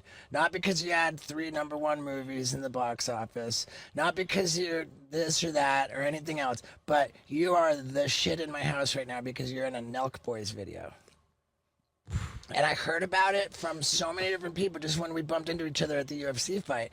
I heard about it from so many people. Scott heard about it from so many people. I get girls text me like, "Hey, you should meet up with Steve. Will do it and do a podcast with him." I'm like, "What? That's crazy. Yeah, I mean, dude, What like, is this see, phenomenon of the Nelk Boys?" You know that you're killing it, and dude. So when you said, "Hey, you want to come over and film a vlog?" I'm like, "Yes." Not only will I film a vlog with you, but I will pull out something. I will go big to make it count. You know. And now you're going to the hospital after this. Yeah, I thought we were just gonna film it. My plan was just like say like, "Yo, I love you. You're amazing." Like, and that's it. Like, just meet you on camera Hey, again. dude, fucking. But we did the poop poop. cannon. Yeah, the poop. Yeah, cannon. I mean, dude, game respects game, dude. Yeah. You know, like I could have been like, "Oh, hey, I get to be on camera. What's up? Hello, everyone." And I'm like, "No, dude, I'm gonna hit a home run. I told you that." Yeah, you did tell me said- that. I literally thought you meant like, let's. No, I said we're gonna hit a home run, dude. We're gonna Yeah, make let's it. I literally thought we were gonna play baseball. I How- that's- I like we'll to go back deal- to the autism thing. I literally thought we were gonna play baseball. Yeah. I planned on going big for you, and I did, and my You ear did, really yeah. fucking hurts right now. What about the chicks, dude? You got a girl? Diamond? This is funny. This We're is not. funny. We're not gonna go there. No, let's go there. Okay. No, the thing is, no, I had a chick for like 5 years, whatever. We broke up, yeah. Uh-huh. And then I started talking to this new chick, and then she told, it's kind of funny, because like, bro, I loved her, bro. Like just recently, Your ex-girlfriend or your new one? the new one, You love both of them. love both of them, but the new one was like the best, bro. And then the thing is, like, I have this business partner of mine that like we're like tight like this, we're best friends, and it's like, when I drink with him, it's not like, yo, let's drink and get fucked up. Let's drink and let's celebrate what the fuck we did. Yeah. Like, yo, we got millions of dollars. Like, let's celebrate. So when she told me, like, when she was screaming at me for hanging out with him so much, I left my condo, never talked to her again. I was like, fuck you. I will never, ever, ever talk to you again. And that's how it is. Because if you want to be with me, like, You gotta like, love yo, your- like, I won't cheat on you, this and that, but it's like, you gotta let me live my life, because like, yo, Yeah. I'm Steve will do it LLC. Like, I gotta do this, I gotta do that. Like, You said I'm Steve will do it LLC. that's what was in my head. I mean, hey, you're about business, dude. I get it. No, Dude, yeah, no, I'm not hanging out with anybody that's getting in the way of me accomplishing what that's I what want I'm to fucking saying. accomplish. Like, if you're fucking with my billions, How many millions do you have right now? You know? nah, Can't talk about it? the thing is, I that's a very direct question. yeah, I wouldn't see, have gone there. yeah. So we can't talk about that, but it's like, I spend $1 million, right? I make $1 million, and whatever. You know, it's so easy, right? What's the most you've ever spent in one day? Probably $1 million. $1 million? Well, I mean, if you're counting, That's mind-boggling to me. if you're counting, yeah, $1 million multiple times just because of property, or no, $2 million because of property. But buying real estate, but like giving Yeah. away chains or bitcoins. $1 million, yeah. Well, it's because I bought myself 600,000 in watches, and then gave away 100,000, and then what the fuck else did I do? I did some other shit. 22 years old. It's insane. So talk to me about Nelk Boys merch. How does that work? Full send. Well, yeah. Full So send. we drop merch every 2 months, and it's just limited stock. What kind of quantity for a limited drop? I have have no idea. See, I'm the guy that's just like, I don't want to know all that. Like, yo, I'll put up the numbers, I'll make the money and stuff. It's like I don't want to know anything, because that's how I work with, like with all my money and this and that. It's like I don't want to think about any of that. I have my mom deal with everything. Your mom. Everything, That's cool. everything. Yeah. So my mom, like, 'cause you have someone I trust, but like I don't like to think about like. Okay, so when people buy these limited drops, how do the orders get fulfilled? Like, where does it ship out from? Oh God, you're asking the wrong guy. Huh. I really give zero shits. I'm just here to fucking sell it. Do you sign off on what gets sold? No, The designs? I don't sign off on anything. I have a designer that sends me shit. And I'm like, yo, That's fire. That's not. but every time it's fire. So it's like I never even have to say, yo, that's not fire, because every time it's like, that's amazing. So I'm just kind of there. I like doing and focusing what I'm good at, right? Which is just being me. Marketing. I don't like thinking about numbers, this. That's so funny, dude. When I was like 27, 28, I had these like arguably crooked ass people in charge of my business affairs, and I was like, Dad, I'm the creative guy, man. I let these guys do the numbers. He says, so they're doing the numbers all right.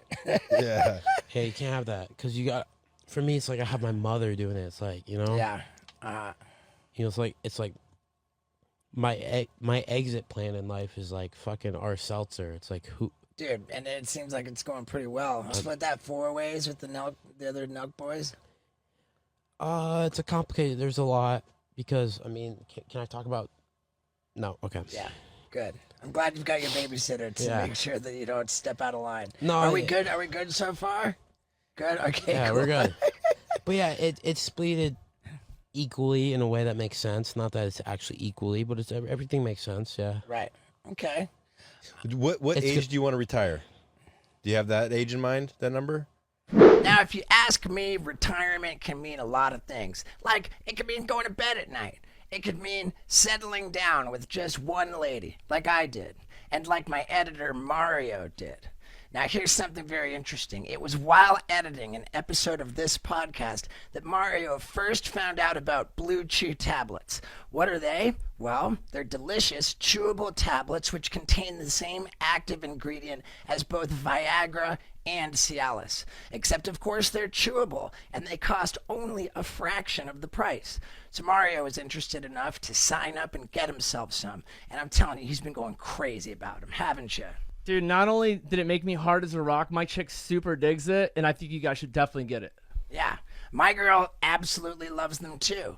And I'm telling you, dude, they're a lot of fun. So how do you get them? Well, for starters, you don't have to go to some doctor's office for an awkward in-person visit. Nope. You go to bluechew.com and you consult with one of their medical professionals, and in no time, they get you set up and they send the tablets right to your house. The best part is that if you use the promo code STEVO at checkout, you get an entire month's supply for free. That's right, for free. All you got to pay is $5 for shipping. So, dude, get on over to bluechew.com, use the promo code STEVO, and enjoy an entire month's supply of Blue Chew tablets, which make you hard as a rock. Yeah, dude, you're going to thank me for it. Now, let's talk retirement. I'm 22. I should be able to retire by 24, but I want to keep working till at least. Yeah, Dana 30. White could retire, but I love your job. I want it's to. not really work. Right now I could retire and live a comfortable life. I guess, right?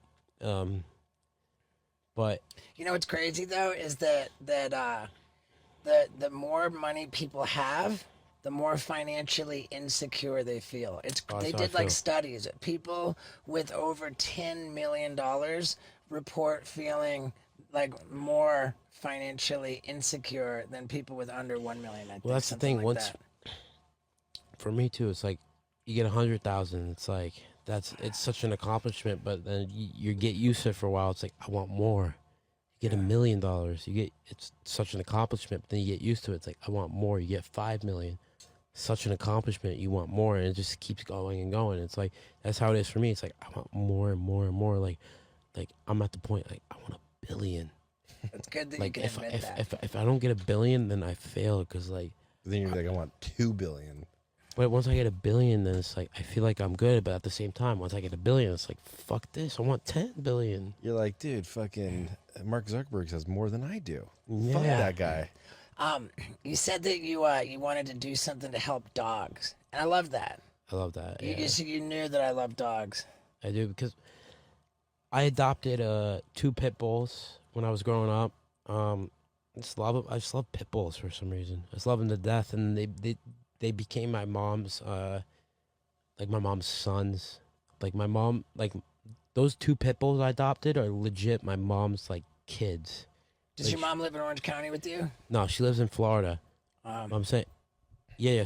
So she would literally do anything for those guys, and just for me, it's just like I just know like how it works. Like there's so many pit bulls out there. There's so many getting put Yeah, down. dude, it's tough. And there's Pit so bulls many. is a tough one. So it's just like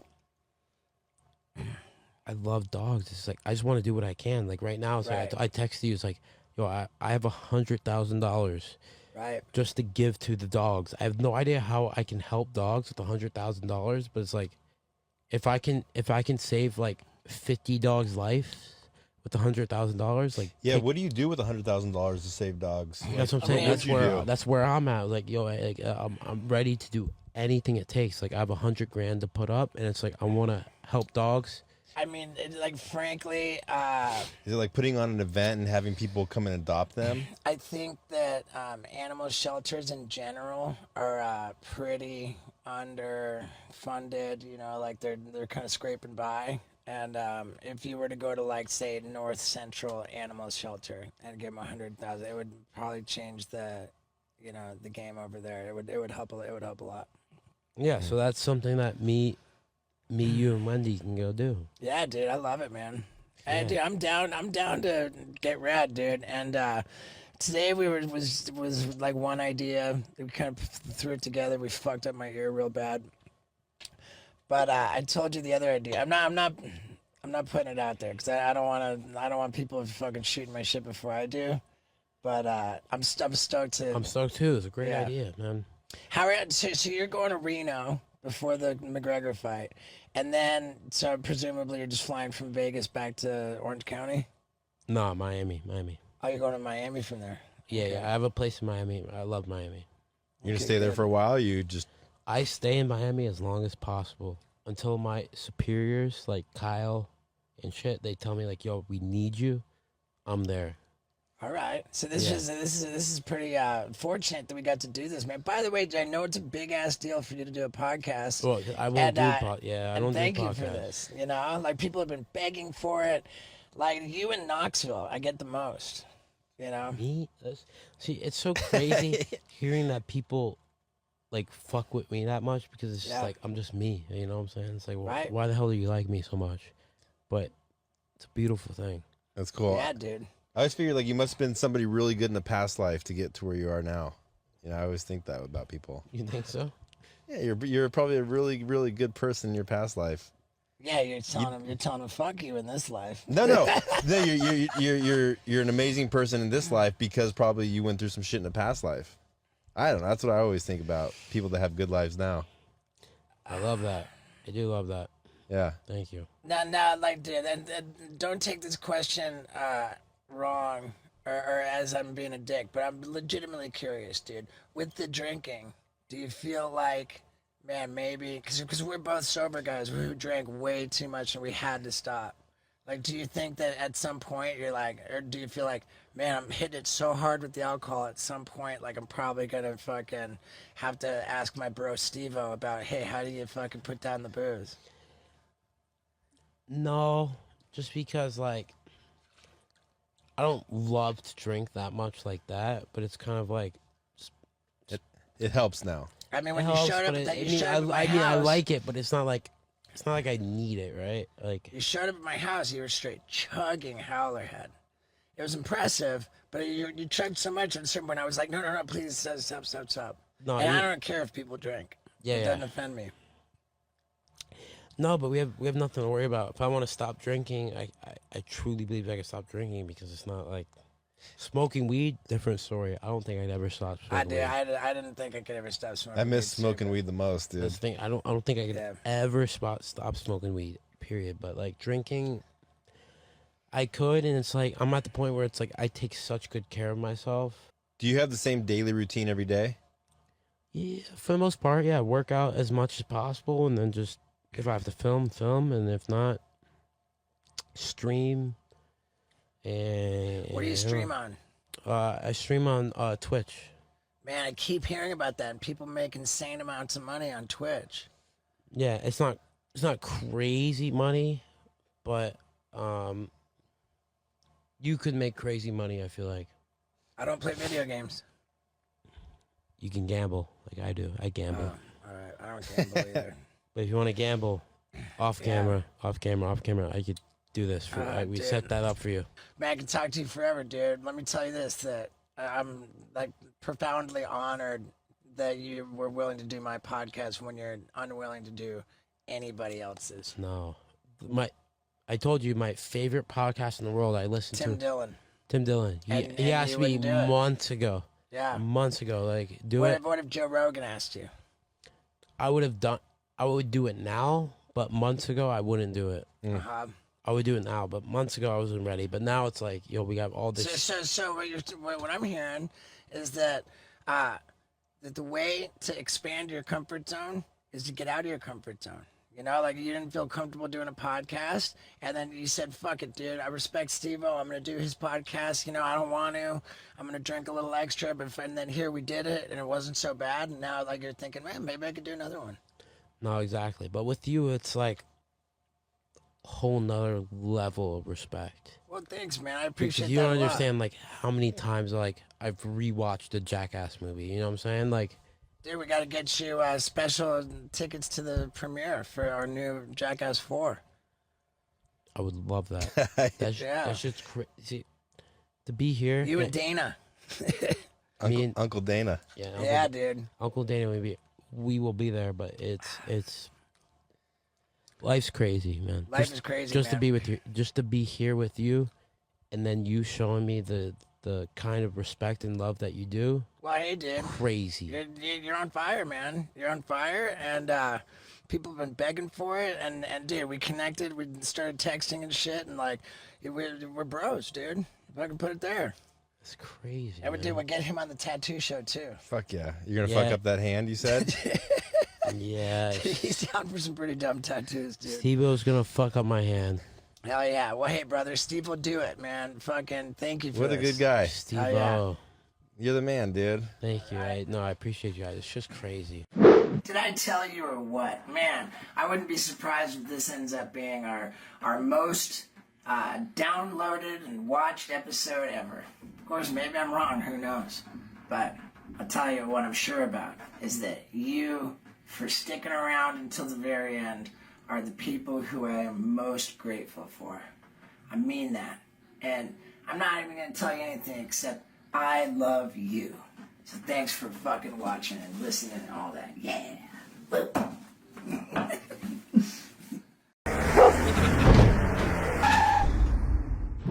Hey everybody, and welcome to a scary wild ride with Steve-O. We're here in Australia, where the time zone is so wildly off and it's a different day. And when I wake up in the morning out here, I'm scared of what I'm going to see on my phone. Honestly, because what's going on with our buddy Bam is genuinely terrifying. And he's been running from the police, allegedly with an 8-year-old girl in the car with his girlfriend and on like a crazy meth bender. All of this, according to TMZ reporting, it's really, really gnarly stuff. And I have a lot to say about it. You know, I have a lot to say about how I feel. Also, aside from all of that, what's been happening out here in Australia is so utterly ridiculous with the legal prostitution, with the the prison pocket demonstration. I mean, you're not gonna believe the information that you hear about the smuggling, first-hand account, the smuggling of contraband into prison. Man, that we really might have recorded the most wildly entertaining and scary wild ride ever. So let's get into it. Ladies and gentlemen, what am I saying? Me. Did I ever... Ladies and gentlemen, me and Scott Randolph and Vinny are going to tell you about the craziest week ever. Solo pod number 3. Yep. Might as well start off with Bam is running from the law, hiding in the woods, threatening to kill people. This all according to TMZ. It's pretty unreal. How long do you guys hear it before it hits the news cycle? Or do you pretty much hear about it as it hits the news cycle? Okay. Here's the... Oh, wow. Glad you asked. There's, I'm not necessarily glad you asked, but there's this subreddit strictly devoted to people talking about Bam Margera. Mm-hmm. And it is absolutely insane how fast news develops on the Let's Talk Bam subreddit. And that's what it's called, Let's Talk Bam? It's called Let's Talk Bam. I've never been to Reddit before, but I heard about this Bam page, and I went and checked it out, and there are some resourceful people on there. And a lot of it's really funny, a lot of it's really sad, a lot of it's breaking news, but I'm pretty sure that's where TMZ is getting all of the scoops, is from. So Reddit is the source. You really think TMZ is getting it from Reddit? I think people on Reddit are feeding it to TMZ. Okay. And you know, the stuff breaks on Reddit, it goes to TMZ. Yeah. But wow, I mean, we have had the gnarliest week ever, and I don't even know where to begin with. The prostitutes, with the keystering. But I do want to just wrap up the Bam talk a little bit. He found out about this free Bam movement, which is just the most lunatic stuff. He's just finding out about it now. There's speculation about whether he knew and forgot, or whether he's lying, saying that he never knew. Who knows? But there's a particular loony person in charge of this whole operation, and he found out about this loony lady and asked to do an interview with her. And according to a lot of people, he's many days into a meth bender. Like smoking crystal meth and drinking alcohol and going to do interviews with this loony lady. And it seems that just about as soon as he got out of her presence, like he's assaulting people and threatening to kill people and hiding in the woods. Clearly, the story about Bam hiding in the woods is not a joking matter. But it is worth asking my male audience, what are you hiding in your shrubbery down there? I mean, come on, dudes. Like, ladies are not interested in finding a bunch of shrubbery with your garbage. They're not. And that's why Manscaped is such a great sponsor of the Wild Ride podcast. And they're a great company because they're saving people's lives in this month of April, which is Testicular Cancer Awareness Month. So, dudes, let's support Manscaped. Let's clear away the shrubbery and the bush, and let's help with the cause of testicular cancer by checking our nuggets and just doing the right thing and buying these products. Plus, if you want to get a killer deal on these products, like the Lawnmower 4.0, the new Weed Whacker 2.0, get out of here. I use this stuff all the time, man. My nose hair, I'm on top of it because of the Weed Whacker. And if you go to Manscaped.com, unfiltered.com and use the promo code STEVO. They will give you 20% off of your order plus free shipping. Come on, could this be a better company? It's Manscaped, baby. Go to manscaped.com and use the promo code STEVO. 20% off your order, free shipping, and saving lives. Now let's get back to it. Recording this on Wednesday, American time, and it'll come out on Thursday. And without a doubt, in just the 24 hours between now and when this comes out, there will be lots of news. Like, that's what's so crazy about his subreddit, is that... Yeah, it's pretty wild. I mean, it's crazy that people are like, yeah, come on my podcast and talk while he's on meth. Like, Right. That's kind of gnarly. I'm really, really glad that, number one, we never had Bam on the podcast when he was intoxicated. He thought maybe... Allegedly. But, like, I mean... But he was in a place where he shouldn't have been. Well, whenever we've spoken to Bam on the podcast, he's been presentable. Yeah. Yeah. Yeah. All right. He's been lovely to deal with. Right. And when he was on tour with us, it wasn't bad. When he was on tour with us, it was awesome. Yeah. And I went ahead and just scrapped all of that footage. Oh, did you scrap it? Yeah, It's never going to see the light of day. I mean, what are you going to do with it? Yeah. Even though it has its moments of heartwarming, and Yeah. we probably could have made a lot of money if we sold those Bam skateboards. For sure. But it's all out the window. So take that, anybody who thinks... God, I'm so glad I trying got one to of those make money boards. Yeah. I mean, a lot of money, too. Did you haven't even talked about what you were going to do with that money, too. I did want to, help create a trust fund for Phoenix. But then, with Nikki filing for legal separation, sole custody, like this and that, like now there's a whole new wrinkle in it where, we're going to be talking about alimony. We're going to be talking about child support, and he's going to have to pay that anyway. So I did suggest, hey, why don't we sell these skateboards and have, have money go straight to cover Phoenix, child support, alimony, like whatever. Like that's coming out of your pocket either way. And when I made that suggestion, I got a call from a very drunk Bam. How dare you? Really? I did my work. I worked here. That's, and I was like, Bam, I've paid you for everything you did. I'm talking about anything in the future, that has not happened yet. Yeah, like for me to do more in the future, I really just, wouldn't.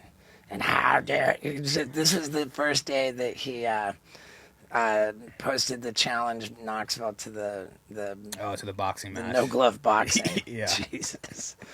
I'm just, I was laying in the shower, just laying on the ground, Good just man. soaking the water over me and thinking about it. I was like, this craziness with Bam. What I'm so sad about is that if he was happy and healthy, like not only would he be thriving, if he was sober and productive, he'd be thriving, but the two of us would be so much stronger together. For sure. I mean, you look at like Tom Segura and Bert Kreischer and how much stronger they are together because of the two bears in one cave and stuff. And I just think about the opportunities that we could have had. Yeah. But there are no opportunities because all of this is going on. And as far as him being running from the cops and hiding in the woods, like whatever is going on, I hope to God that he gets arrested. I hope to God that the family... Because at that point, the taxpayers are just paying for him to go to jail and detox, right? I mean, that's kind of, instead of him coming out of pocket $50,000 a month. Forget about like the taxpayers paying the money. It's more of like maybe the actual jail time will force him and give him enough time away from the drugs where it's like, okay, I'm sober for a little bit. That's the one thing that we haven't tried yet. Yeah, exactly. And furthermore, it's sitting in jail is the only place where everybody can have a reasonable expectation that he's safe, Yeah. that he's not harming himself or others. Is that a good segue for jail talk? Or do you want to? Sure. I mean, my point with the taxpayers was I remember like 15 years ago or something when I was going through it with a family member. I was watching Dr. Drew, and he was just like, you know, if you're suspecting somebody's drunk driving and it's been enough, like call the cops on them, get them arrested, have them. And that just kind of always stuck out with me, but that's why I brought that up. And if with all of these people saying that that he's smoking meth, I've always been pretty careful not to make that allegation myself, even though, you know, like it would seem that it'd be pretty easy to set up some situation where he could be arrested for that, and that'd probably be the best thing that ever happened to him. Yeah, but it sounds like his charges now are a little bit more serious than that. Yeah, they're all misdemeanors. They're terroristic threats for telling multiple people he wants to put a bullet in their head. A terrorist threat is just a misdemeanor? I want to put a bullet in your head is what earned the terroristic threat, as I understand it. And it's only He didn't get a charge for taking the car? No charge for taking the car because it was legitimately borrowed to his crazy girlfriend, and she just never gave it back. Jesus. And that's how he inherited a daughter. How he's talking about how he has a daughter now? Yeah, he's talking about how he has a daughter, and with all of this crazy psycho stuff, it seems that this poor 8-year-old girl is in tow, being subjected to all of it. So sad. There was a point when, like, in and around where the car was taken, that apparently the 8-year-old girl was left at April's, right? I saw that. With April. Yeah. And I mean, I guess there's a break, you know, that she's not with Bam running from the cops, you know, with all the things going on. But poor April. I mean, if he goes to jail, at least she can sigh relief where she knows where he is. Yeah. Right. That's like, ugh, okay. Now I know he's not in the fucking woods. I hope to God that he doesn't die. I hope to God that the family will press charges, do whatever it takes to get him. Because it's the one thing we haven't seen yet. We haven't tried that yet. I think that I think Bam's so scared of being in jail that that's the one thing. But do you think with these charges not being that serious, he'll actually get a? But there's so many charges. I mean, like, wouldn't There's a judge? like 4 or 5. But wouldn't a judge look at the last 4 years and be like, hopefully. okay, Yeah. then let me ask you this: Would somebody like Bam go to protective custody, or would they go like in the mix with everybody We get like special Protective treatment. custody for sure. the whole Yeah. time? Yeah. He would be absolutely, totally safe. There's no way that they would let him be in contact General with other population. prisoners, Yeah. other inmates. There's no way. And for that matter, anytime somebody with any kind of fame is in jail, there's no upside for the jail. Something bad happens to that person, the jail's screwed. For like, sure. Like all of a sudden, that jail's under a microscope. Like they want to get celebrities kind of out of there because there's no benefit to the jail for having them in there. Is my understanding, which doesn't help the case because it would be better if he was in there. Okay. But You think it would be better if he was in general population? no. I just think it'd be better if he was in jail. Oh, if he was in jail in general, yeah, for sure. I think that you know, but it's just so scary, man. It's so scary, like how crazy and bad this is. Like now, like I was afraid when I woke up today in Australia. We're so many hours ahead that we wake up and it's already evening back home. Yeah. And I'm like, what happened today? You know, am I going to turn on my phone, turn off Do Not Disturb, and find out terrible news? Do you think that Bam's like so addicted to meth that when he does get caught and goes to jail, he's going to keister some meth to get in there? I see what you did there. I mean, we did just learn a lot about the art of keystering. It really is an art, huh? I mean, It was an art. Yeah. You were pretty methodical about it. Yeah, I mean, dude, very great segue. Our buddy Vinny here went to jail for 6 months. Yeah. We talked about this with Maynard from Tool. Yeah. We've talked about it with a number of people.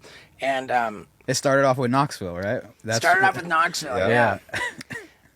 when we weren't even recording. We were just Yeah. hanging out. I just thought it would be really funny to start talking about prison pockets.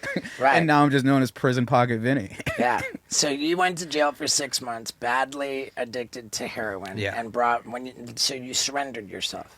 Yeah, I surrendered myself. Where did you surrender yourself? Into court. Was it at like a court? Yeah, like an actual courthouse. What'd you get caught for? That charge was for a larceny. Larceny Yeah. is anything over $1,500. No, anything stolen? under. No, larceny 6 under anything under $1,500. Okay. Yeah. And okay, so I know that when I had my second drunk driving arrest, I showed up to the arraignment. Was it the arraignment? Like, and I asked, like, I want to plead guilty and just, can I turn myself in now? Like, I don't want to go all the way home and then come all the way back. Let me just get it all done in one Just day. get it over with. Yeah. Did you do that? No, we were trying to fight it. At this one, I had a really shitty lawyer. But Wait, like, you mean when you were living in a porta potty, you had a shitty lawyer? It was the advertisement on the porta potty. He's like, maybe I can call this guy. yeah. No, this was actually before the porta potty, like a pretty good while before it. But yeah, I went to court a few times, just trying to like get my sentence lowered. You know, just Okay. keep fighting it, and eventually they offered what they gave me. What does that even look like? Does that mean that you had a trial? No, it was more of like, okay, we go in. I talk to my lawyer. He goes, okay, this is what they're going to offer you. I This say wasn't no. a court date. No, it wasn't a court date. And then I go in. He says, okay, the judge is offering you this much. I either accept or decline. And What was he offering you? The first one was like over a year, and I was like, no, fuck that. The second one was like 9 months. No, fuck that. And then like the cap was like 6 months. And the charge again was for Percocet pills. No, this one was for larceny 6. And I got this jail time because I've had a couple felonies before that. What's So it's like, what's larceny 6 mean? larceny 6 is just stealing stuff under $1,500. Like that's the value of under $1,500. So What were you so stealing? it's like it's kind of like white, like a white lie. It's like white talking about- stealing. So what I would oh god. So what I would do is I would like go into like grocery stores with like a shopping cart, and I would take like the 12 cases of Red Bull and Monster, and then I would just take them to my local bodega and sell them for $1 a piece. To the bodega man? Yeah, to the bodega. man. That's pretty. That's like good guy theft. Yeah. like It's Robin just Hood. junkie theft. Like When I was homeless, in like Robin nine- of larceny. back in like the beginning of 1994, my MO was to I would do like a backflip or just something, you know, like something for like, you know, 25 cents or so. I'd come up with 25 cents. Yeah. Maybe I'd even just beg for 25 cents. And then like I'd be able to buy like a loaf of bread for like 50 cents. But when I went in to go buy the loaf of bread, like I would tuck a pack of hot dogs into like my coat. Yeah. And then so the buying the loaf of bread was more of an exercise in like making sure that nobody appeared to be onto me. So I knew I made a legitimate purchase. Yeah.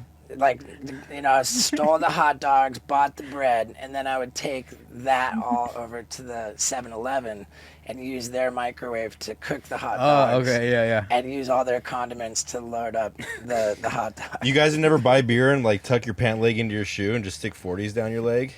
You never did that? No. Oh. All right. No, okay, so minor theft. You go Yeah. into now you got to go to jail for 6 months. Yeah. And when do you turn yourself into jail? When did I? Well, I mean, I'm just saying, like you reach a plea deal. So they gave me like a couple days, and I had to come back to the courthouse to turn myself in, and then they put me in cuffs and put me in the back of the paddy wagon. Okay. Well, yeah. And put you in the back of the paddy wagon. At that point, are you already keistered? Already keistered. Okay, so Yeah. you knew what the plea deal was going to be. Yeah. And you were like, all right, I know I'm going to the courthouse. I know I'm going to accept 6 months. Mm-hmm. I know I'm going to be dope sick, so I'm putting a bunch of stuff up Oh, my butt. you were Yeah. you had it up your butt in the courthouse? Yeah. Yeah. And so you had, you said 10 bundles, No, 10 Xanax bars. 10 Xanax bars, Yeah, two two bundles. So there's 10 packs of heroin per bundle. Yeah. But remember, the packs of dope are tiny. It's like It's one fix. Yeah. No. One bundle can get me like through a few days if I Oh, if I wow. ration it. Like, Yeah, but that's if I'm home, I'm not doing that. That's you know, like but- rationing, like, That's like ordering a Happy Meal and only And eating 3 fries. Yeah, yeah. Yeah. Who does that? Okay. Yeah. Okay, so one bundle can get you through 3 days if you're desperate. If I'm really. And you had making sure. 20 bundles. No, I had 20 bags, 2 bundles. Each bundle has 10 bags. Oh. Yeah. Okay, so each bundle has so one bag Yeah. is one fix. Yeah. So you had 2 20 bags. fixes. 2 bags is a fix. So you could get through 1 week. Yeah. If you're desperate. Yeah. It lasted me a little over a week.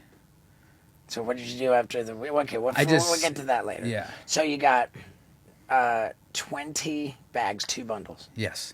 And you've got 2 grams of tobacco. Yeah. 2 packs of rolling papers. Yeah. 10 Xanax bars. Yes. And a hypodermic needle. Yeah. All wrapped around with saran wrap. Yes. And then a condom over the whole thing. Double wrapped with Dou- condoms. Double wrapped with Yeah. condoms. Yeah. And the size of that, lengthwise, about 6 inches. Maybe, maybe 4. So it's like a cigar, like a Yeah. standard-ish, For sure. good and thick cigar. Yeah. And right up the old poop chute. Yeah. And when I did it the first time, I didn't care what would happen to me because, like, Right. there's so many things that can go wrong. When you did it the first time. You mean when you're putting needles up your butt?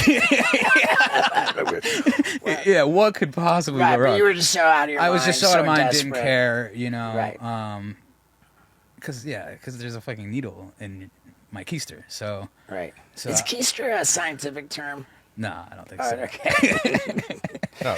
All right. So Rectum. So you go to the court with this in there. Yeah. Then you agree to the plea deal. Yeah. They handcuff you in the courtroom, Yeah. put you in the paddy wagon. Yeah. Now they're going to take you over to the city jail. Yeah. And for to be processed into jail, Mm-hmm. and then presumably you'll be processed into there, and then transported over to more of a county jail. Yeah. And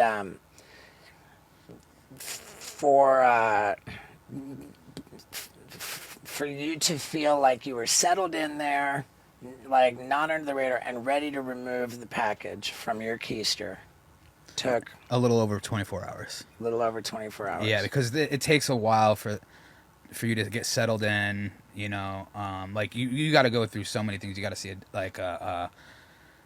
go through so many like checkpoints. Mugshots, Yeah, fingerprints. exactly. And Did they ask you to lift up your ball sack and cough? so they did, but they didn't like peak super hard. I mean, they would have to lift some folds if we're honest. Yeah, for sure. Right. Yeah. So, but like, and all, that was also terrifying. I'm like, oh shit, they're gonna find all this up me right now. And that's another And that's charge? another charge. That's Yeah, another. That's big another. time. Yeah. That's a major charge. Major felony. And by the way, as this story unfolds, keep in mind we haven't even gotten to the prostitute action that we had this week. Yeah. So this it's been a heavy week. it's been a really, really heavy week. Yeah. And thank God we've got so much to talk about because it means a lot to me when we do a podcast without a guest. Yeah. But back to your 24 hours in. Yeah. Where are you in one of these huge kind of gymnasium? I'm in a dorm. Yeah. I'm in a dorm, and I'm on top bunk, It which is feels like a the worst. gymnasium, and it's Yeah. got It's bunks. filled with bunks. Maybe 30 bunks. Maybe more than that. 40 Are you bunks. detoxing at this point? I'm starting to feel sick. Yeah. And I'm just like, oh my God, I need to get this out of me. I need to get loaded somehow. And, but 24 hours later, I'm like, okay, I think I feel safe enough where I could just like go to the toilet and try to get this thing out of me. And that's what I did. And it was the best thing that's, because I knew like I was going to be so sick. Aren't there cameras in the toilets, or can't they see what's going on? Nah, there's cameras like How not do you not know? in the toilets. There's cameras on everything you could possibly do, maybe except take a dump. Yeah. Except the dump, taking a dump and taking a shower. Ooh, that's why so much violence goes down Yeah. in the shower, huh? Yeah. That's why they say don't drop the soap. Mm-hmm. And it's worth mentioning too that the type of heroin that you had in your keister was not the kind that you have to cook in a spoon. I think No. I think the layman pictures like, oh, heroin. In order to shoot up heroin, you have to cook it in a spoon. Yeah. But that's if you're using black tar heroin. Yeah. When you had that powdered China White. Exactly. So all you have to do with the powdered China White is simply mix it with yeah, water. just mix it with water. Yeah. Preferably purified water, but you didn't care. You would I have didn't mixed give it a, with. I would have mixed it with porta potty water if I had. The blue liquid in the porta potty. I mean, I've used some crazy shit to mix my stuff up before. Right. Yeah. So, okay, so you go to the toilet, Yeah. you poop it out. This is the better than any Christmas morning you've ever. For sure. Yeah, I'm on top of the world. Right. Where do you begin to unwrap the package? Right there. Right in the toilet. Yeah, right in the toilet. Are I don't there even wait till like I get right there. You I get don't even right, wait. right. You get there. right with God right there. Yeah. You become one with the universe. Yeah. And so, are other people waiting to use the toilet, or I don't think so. No. is this like the middle of the night? It was middle of the night. Yeah. Okay, so you get right. Yeah. You're so happy. You're Yeah. able to flush down the All the wrapping. saran Yeah, wrap, all the the wrapping. condoms, everything you don't need. Yeah. Everything that remains stinks pretty bad. Yeah. Yeah, for sure. This story just gets crazier and crazier. And speaking of things stinking really bad, there are some habits that make you stink really bad. And you might need to quit that habit. So what's the best way to do it? Replace a bad habit with a good habit. And the best way for me? Fume. That's what I'm talking about right here. It's this device. It's got a completely natural flavored core. So you can replace electronic gadgets with this, a simple thing. Man, I love Fume. And if you go to tryfume.com, that's TRYFUM.com, and use the promo code STEVO, then you can get 10% off your order right now. Now ask yourself, do I really need to do something? Is it time for me to quit my bad habits? Well, go to tryfume.com and use the promo code STEVO, because I think the answer is yes. All right, let's get back to it. And I would just like to go back to my bunk. I don't feel safe enough keeping it in my pockets. So like, I'll like keep it in my butt cheeks. Right. For Really? most of the time, yeah. And then like I'll go to my bunk. Why not because just stash it in your sheets on your bed? because they check your sheets and stuff like randomly. You don't know when it's gonna happen. They might not at all. But like that again, that's another charge. So you don't want to. Dude, this is anybody find it. fascinating, man. I'm loving this story. How long are you in the gymnasium type setup with all the bunk beds before you get into a Nope, cell? I was with in there the whole time. Oh, I thought you said you had a cellie. No. Who was No, I had a bunkie. Oh, a bunkie. Yeah, my bunkie. So yeah. wait, you shit it out. Do you rig up right there? Right there. Yeah. You pop a Xanax. Right there. So and then you smoke a cigarette. No, I didn't smoke at the time because I was afraid.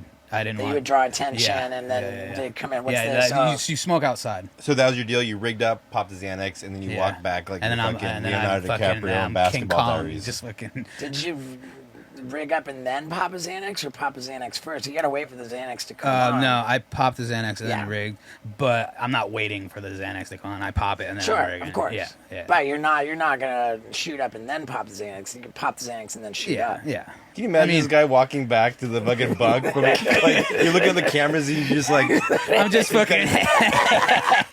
I mean, it got to be so obvious, dude. Okay, so I'd like to think that I hit it pretty well.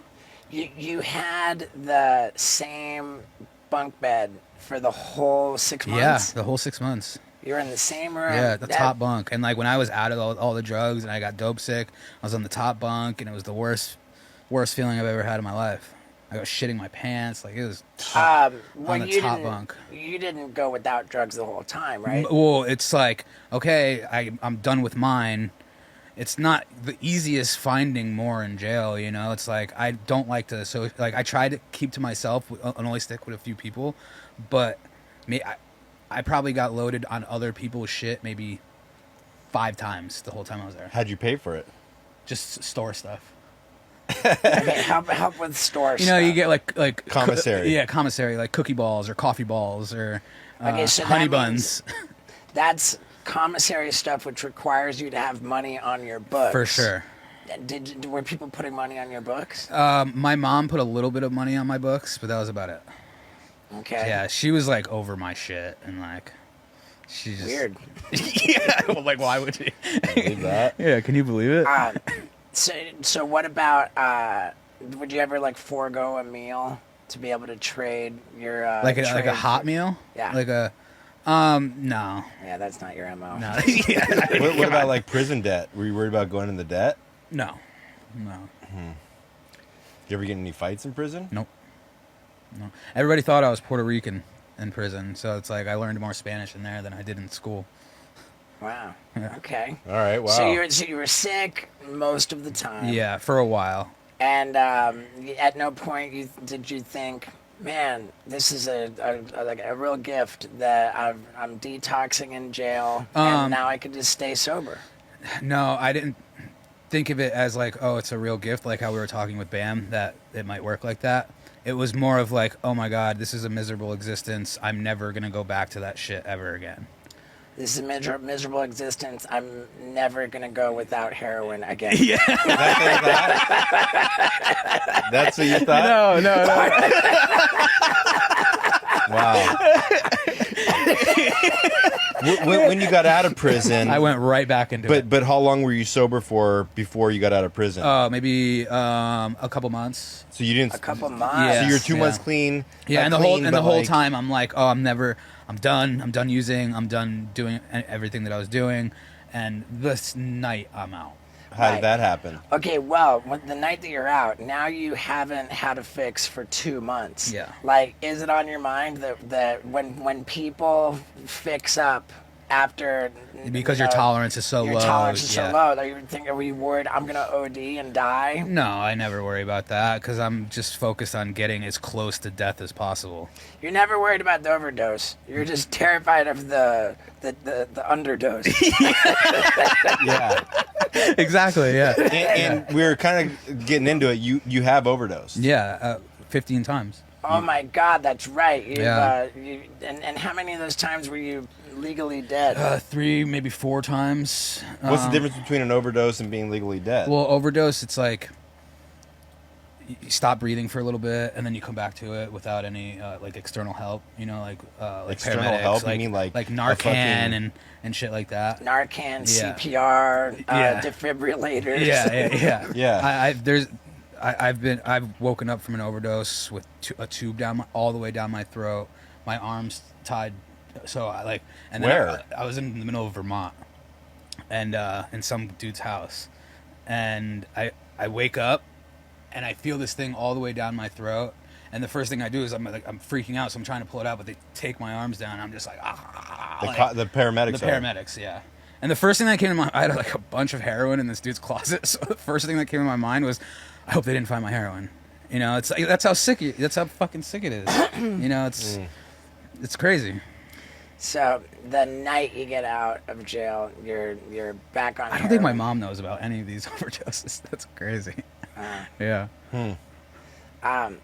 It's a heartwarming story, and having discussed your prison pocket, you know, in much shorter terms Yeah. before. This was more of a deep dive. Yeah. Fascinating. But because we've been discussing a prison pocket, we thought, why don't we do a prison pocket demo? Yeah. And that's one of the greatest things that has happened in a long time in my life. Oh wow. Yeah. I'm honored. Yeah. And we did that here in Australia. It's so ironic, too, that Australia is very difficult to get into.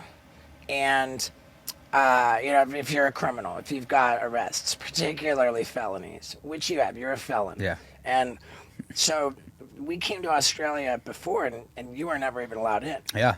Then we went home and came back for this second leg of the Australian tour. Yeah. And we were managed. So now we're in Australia. Yeah. The whole time you guys were here, me and Scott and Isaac were just going back and forth with the attorneys, just like trying to make it happen. Right. And Australia is so touchy about felonies that it's just beautiful and poetic that we chose while you're in Australia to celebrate really is. your prison pocket. So we wrapped up, we put together a bundle Yeah. for your a prison rock. And it was A health bundle. If the first one for jail was 5 inches, this one had to be like 7 inches. it was a lot bigger, longer and wider. I mean, we had two. We put 2 espresso pods in there. For God's sakes, that's Yeah, what else did you put in the there? video when you point to the espresso pod and say that's the size of my butthole. A lot of people would consider that a pretty gaping butthole. I know. Yeah. So we put together this huge package, and you just went for it. Yeah, and I struggled at first, and then I just turned it I didn't around. see a lot of struggling. Maybe he was acting like he was struggling. I saw an angry bulldog. I was thinking before we went into it, I was like, oh man, if I get this thing really easy, should I just act and pretend I'm having Yeah. trouble? It's a good call. Yeah. So we get it up there virtually without issue. Yeah, no issue. But you were like badly, like very gingerly limping around, like to the point where if I was a correctional officer in a jail and I saw you walking like that, I'd be like, hey buddy, Yeah. get over here. Yeah. Like, and you were scared to sit down. You were in great discomfort. Yeah, no pain, just discomfort. Yeah. We go out to dinner and you said, man, I got to go to the bathroom and push this thing up further. Yeah. So you go to the bathroom, push it up further, come back to the table, nothing's changed, except later in the dinner, all of a sudden you go, oh, it just went up. Yeah. Like, totally, it's just so weird. Like, the time delay between you pushing it up further and then maybe another 10, 15 minutes. Yeah. And then, oh, it just went up. And once it did, and presumably what you were talking about, it going up, it went past what's called your inner butthole. Yeah. There's an inner butthole, and it just, your inner butthole just swallowed the package. Yeah. And once it went past your inner butthole, all of a sudden the discomfort was gone. The discomfort, everything was gone. I couldn't even feel it in there. You didn't even know it was there. I didn't even know it was in there. That's why I was getting more. It was free. That was what was freaking me out. Just not Right. being able to feel it. Right, because you can't even tell it's in there. Yeah. It's so far up there. Yeah. Now it becomes a real question of whether it's going to come out. Exactly. Because we know that there have been so many people. We spoke with the famous plastic surgeon, Dr. Terry Dubrow of the show Botched, and he told us about how he understands every emergency room has a special drawer where they keep objects which were like surgically removed from people's butts. That's great. That's Yeah, sick. they call. I forget. There's like some. Yeah, I remember talking about it. I don't remember. It seems pretty wild that they would do that, but he had that story, and you would have joined the legions of people who have gone to the hospital with that issue. Yeah, thank God that didn't happen. Right. We You guys went to the hospital. before Well, that. right. True to the prison pocket demo, we made sure that you kept it up your butt for a solid 24 hours. Yeah. And after dinner, we went and played bowling. Yeah. Is that what you call it? You went and played bowling? We Yeah. went bowling. Yeah. Yeah. We went bowling. And you beat everybody. Yeah, because you guys fucking suck. And after, like, I mean, dude, it was so funny. It was so good. Like, hopefully this, I haven't had that much fun bowling in a very long time. hopefully all of this footage lives on YouTube. Yeah. And, and we can direct everybody to the prison pocket video. Yeah. / prostitution video. Yeah. Oh my God. So then you go, after bowling, we all go back to the hotel. We sleep for the night. You wake up the next morning and you're actually like a little bit scared. Yeah. I was pretty nervous. I just didn't know. So many things were going through my head, like worst case scenario things. Like, am I gonna? Oh, because in the package with the 2 espresso pods included 3 AAA batteries. 3 AAA batteries. And we did not hear a single good thing about putting AAA batteries up your butt. Yeah. It is very important to be careful about what you put in your body. And that's why I start every day with Athletic Greens. Man, I'm telling you, this stuff fills in all the gaps in my diet. It's comprehensive, convenient nutrition, and it is so delicious. Now, I'm going to admit something here, that I've got a new habit, which is mixing my AG1 from Athletic Greens with a lot less water than they recommend, because it's just so tasty, man. I like it to be a stronger mix. So yeah, I enjoy it a lot. I can't say enough about how delicious this stuff is and how good it makes me feel about my nutrition, man. It also makes me feel good about my cognitive abilities, my gut health, everything, man. I'm telling you, it's like one-stop shopping. And if you go to athleticgreens.com/Stevo, then you will get 5 of these comprehensive, convenient AG1 travel packs, plus a year's supply of immune-boosting vitamin D. I mean, you can't beat it. I use this stuff every day. I love the convenient travel packs when I'm on tour. And you're going to love them too. So one more time, go to athleticgreens.com/Stevo and get a load of how delicious this stuff is. Yeah, dude. Now let's get back to it. Not one person said that was a good idea.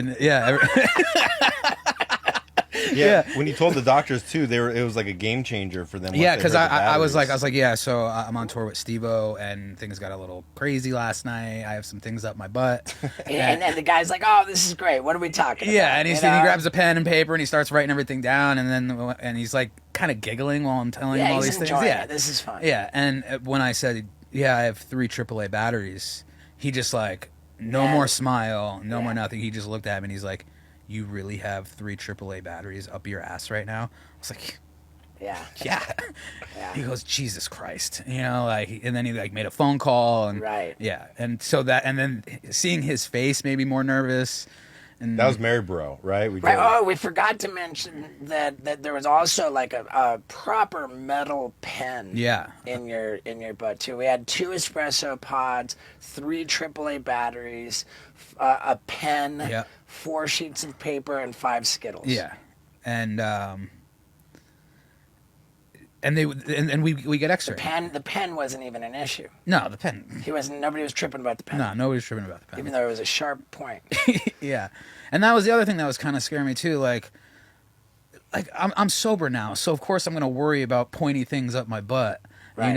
Sure. Back then I didn't care. Yeah, so now I'm just like freaking out and thinking worst case scenarios. And so they set you up for an X-ray, but man, it was like not cheap, right? Like, wasn't it before $900 for the first round? Yeah. Like it was like hundreds of dollars before even getting to the X-ray, wasn't it? Like it was like $900. No, not including the X-ray. I don't know. I don't know if they're going to be sending me an invoice via email or not. Well, did we not pay for that? Well, you guys paid for the original the $900. I don't know if that includes the X-ray. I mean, of course we're going to pay. Well, I know. Yeah. But so then this is approaching. We're now approaching 24 hours since he put it up there. Yeah. And they set you up for an X-ray. We go in for the X-ray. Yeah. When the X-ray, I'm in the X-ray room, which I'm not supposed to be in. They were like really touchy about cameras, but they let us film. Yeah. And so I film you getting the X-ray. It shows up on the screen, and as a layman, my first reaction was, man, like, why didn't those metal espresso pods show up? They're metal. I was so disappointed that I couldn't see the metal espresso pods on the screen with the X-ray. All I saw was the 3 batteries and the metal pen. Yeah. And my initial reaction was one of disappointment until I looked away, looked back, and realized that the more like kind of a shadowy, very distinct like outline of the whole package. And when you realize, like, when you see it that way, it's like, wow. Yeah. That's a monster package up your butt. It really was. I didn't like, dude, the thing when I went to prison, it was not that big. Right. It was not that big. When you went to prison, did it go up the second butthole? Yeah. Yeah, but for sure. But it was like, it was way smaller, so it's like, and again, I was high and loaded. I didn't Right. care, you know. Right. like- So we get the X-ray. By the time we notice, like, how you can actually see how monstrous that package is, we're elated. We're Yeah. so happy with these X-rays. We waited extra time for them to print out. Yeah, but solid, at first they said they wouldn't give it to us. Right. Didn't they say that? They're like, no, we can't give you So copies. I said, can you burn it onto a CD for us? And Yeah. They said, no, we can't do that. You're really lucky that we're letting you shoot the screen with your cell phone Yeah. to get it that way. Yeah. And then all of a sudden, as an afterthought, they're like, hey, we could print you up a physical film Yeah. copy of it. Yeah. We're like, hell yeah. So we've got this like poster size, like, It's so sick. yeah. Yeah. And we leave the hospital. We go to the venue where we've got the show that night. And it's time for. Well, before we leave the hospital, I was like, Steve, like, can you give me the green light to poop? And you're like, not without me, bub. Yeah. Not Yeah. without me and not without Without a it camera. being on camera. Yeah. And so I said, okay, like, let's grab a camera and poop in the side of the hospital. Oh, yeah, I forgot about I that. tried to get you to poop. He just wanted me to take a dump on the It's side of just the in the hospital, bushes. just in the On bushes. the side of the wall. So we walk around the side of the hospital, and we're looking around, and Vinny goes, this ain't it, bud. He goes to jail for fucking indecency. Yeah. I get deported real quick. Yeah. Right. So we go to the venue. We go into a bathroom. I go with you. I'm filming. Yeah. And you sit on the toilet, and like right away, you're able to poop. Yep. And you're like, dude, it was just poop. Like I only pooped, and now I don't have any urge. Like I don't feel like I can poop anymore. Yeah. Like, and I said, That's when I got really. I was like, oh no. right. And I And said, then you're. Vinny, I said, Vinny, the X-ray was expensive enough. Please don't make us Yeah. have to go back to the hospital to pay them to get this out of just you. pretty much guilt How tripping can me you while I do this have to me? Right. And then.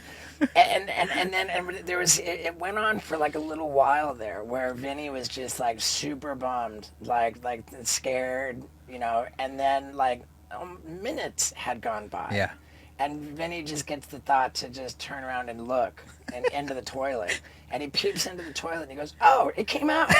That's what came out? Yeah. What he thought was just a little piece of poo was this gigantic, like, Yeah, you weren't wondering why it wasn't smelling in there? No, it was. Oh, it smelled. you shit it too? smelled. Yeah, it smelled real bad. Yeah, it smelled real bad. So we go, so we get the, you know, now the job's done. We've pooped it out. So Yeah. everything, we're all good. You know, Yeah. we're out of the woods. So, and it stinks so bad in the bathroom. I'm like, I got to get the hell out of here. So I go over to the green room where they set us up with all of our stuff to be backstage. And I ask for a coffee maker that will take the espresso pods so that Vinny can make his coffee. And they bring it to us. We make Vinny eats the 5 Skittles. He drinks his double shot of espresso. He lays out the 4 pieces of paper and writes, and these are tiny little pieces of paper, like a little mini pad. And he writes a 4-page letter to his mom. Did we mail it yet? No, not yet. Oh, God, for God's sakes, Vinny, come on. We'll get that done. This is going to be out before she receives your letter. Yeah, we'll get it done. He writes this hilarious, "Dear Mom, you know, the boys and I are having a blast in Australia. You should have seen the sunset when I was sticking this huge package up my butt." Is your mom going to like that? Yeah. I mean, She'll find it hilarious. The fact that she's going to be reading this letter on the pages that were actually were in my butt butthole. is just so beautiful. Yeah. And he wrote the 4-page letter with the pen. Yeah. Ate the Skittles, drank the coffee, which only left the 3 AAA batteries. Yeah. And I'm like, well, and those were the most controversial, like, item. And, We need to figure out. Oh, what'd how you to do use with the them. batteries? well, that's the thing, is that I was like, well, now we've got to put the batteries to use. So I with my phone, I Googled what electronics take AAA batteries. And what stood out in the list was bathroom scale. So I was like, oh, man, why don't we let this... Like, just, you know, I got on my Instagram and asked for a fan to bring a bathroom scale that takes AAA batteries. Rad dude showed up right away wearing a Slayer shirt. Yeah, super rad. Super rad dude named Christian. And he brought a scale that took 4 AAA batteries. So we used all 3 of ours, put it in the scale. And it essentially began this crazy fitness challenge. Because what did you weigh when you stepped on that scale? It was 292 pounds. I forget what it was for the. 292 pounds Yeah. is, and you found that 130. out. 130 kilos, right? Yeah. Yeah. Something like that. Yeah. You found that out because we powered that scale with 3 AAA batteries that were up your butt. Yeah. He weighed himself to get on his first private jet.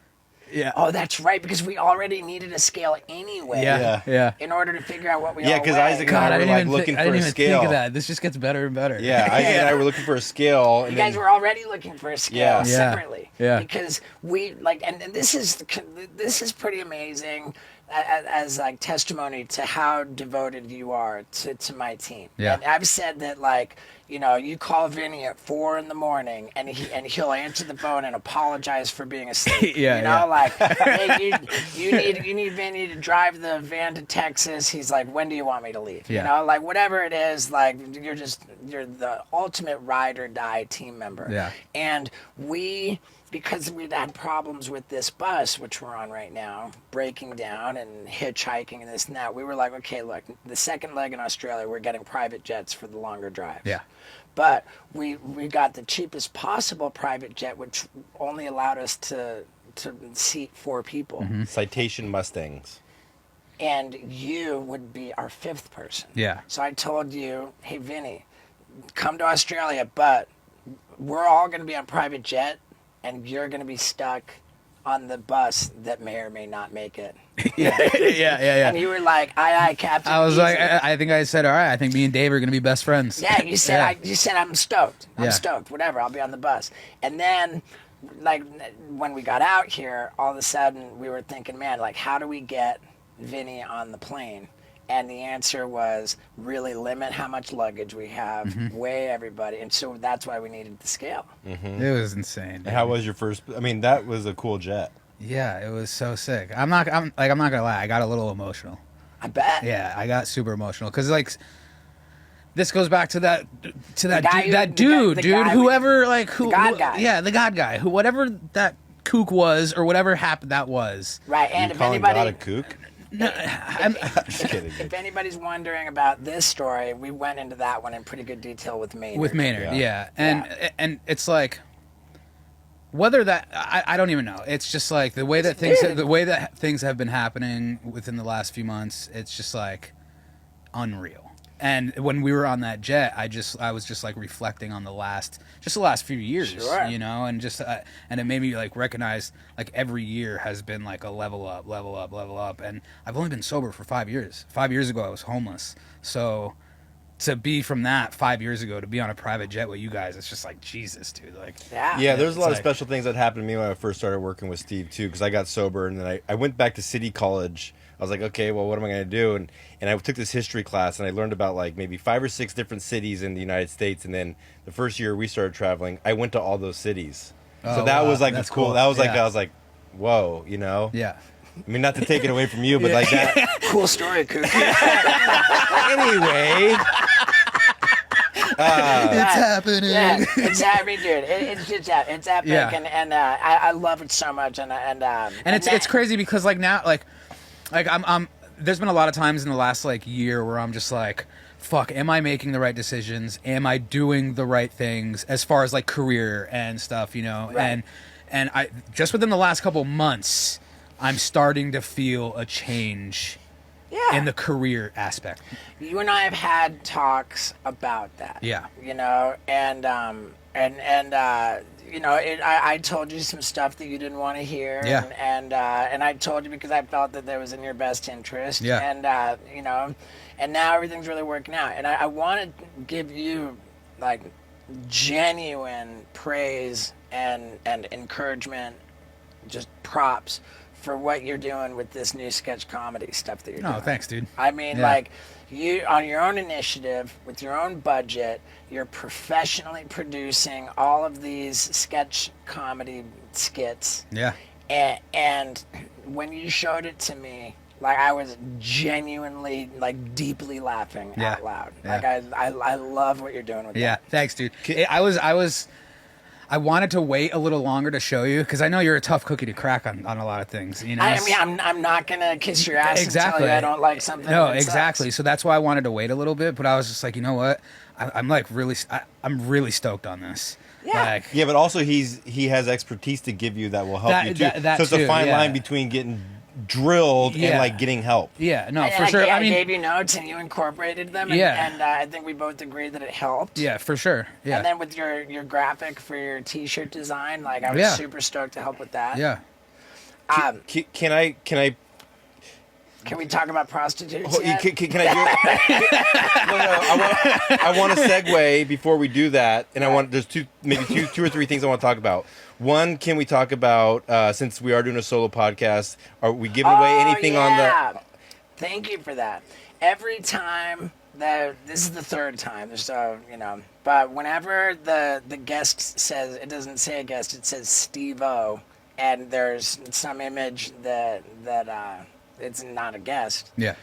That we've always given away stuffed generously. It's like a little Easter egg on the podcast, Right, so whenever there's not a guest on the Wild Ride podcast, we're giving stuff away. And candidly, we're doing that because we really, really want to be able to do podcasts that are successful without having to book a guest. So it's our way of kind of giving the episodes without the guest just a little nudge. There's sure. incentive for that. So our giveaway for this no guest podcast.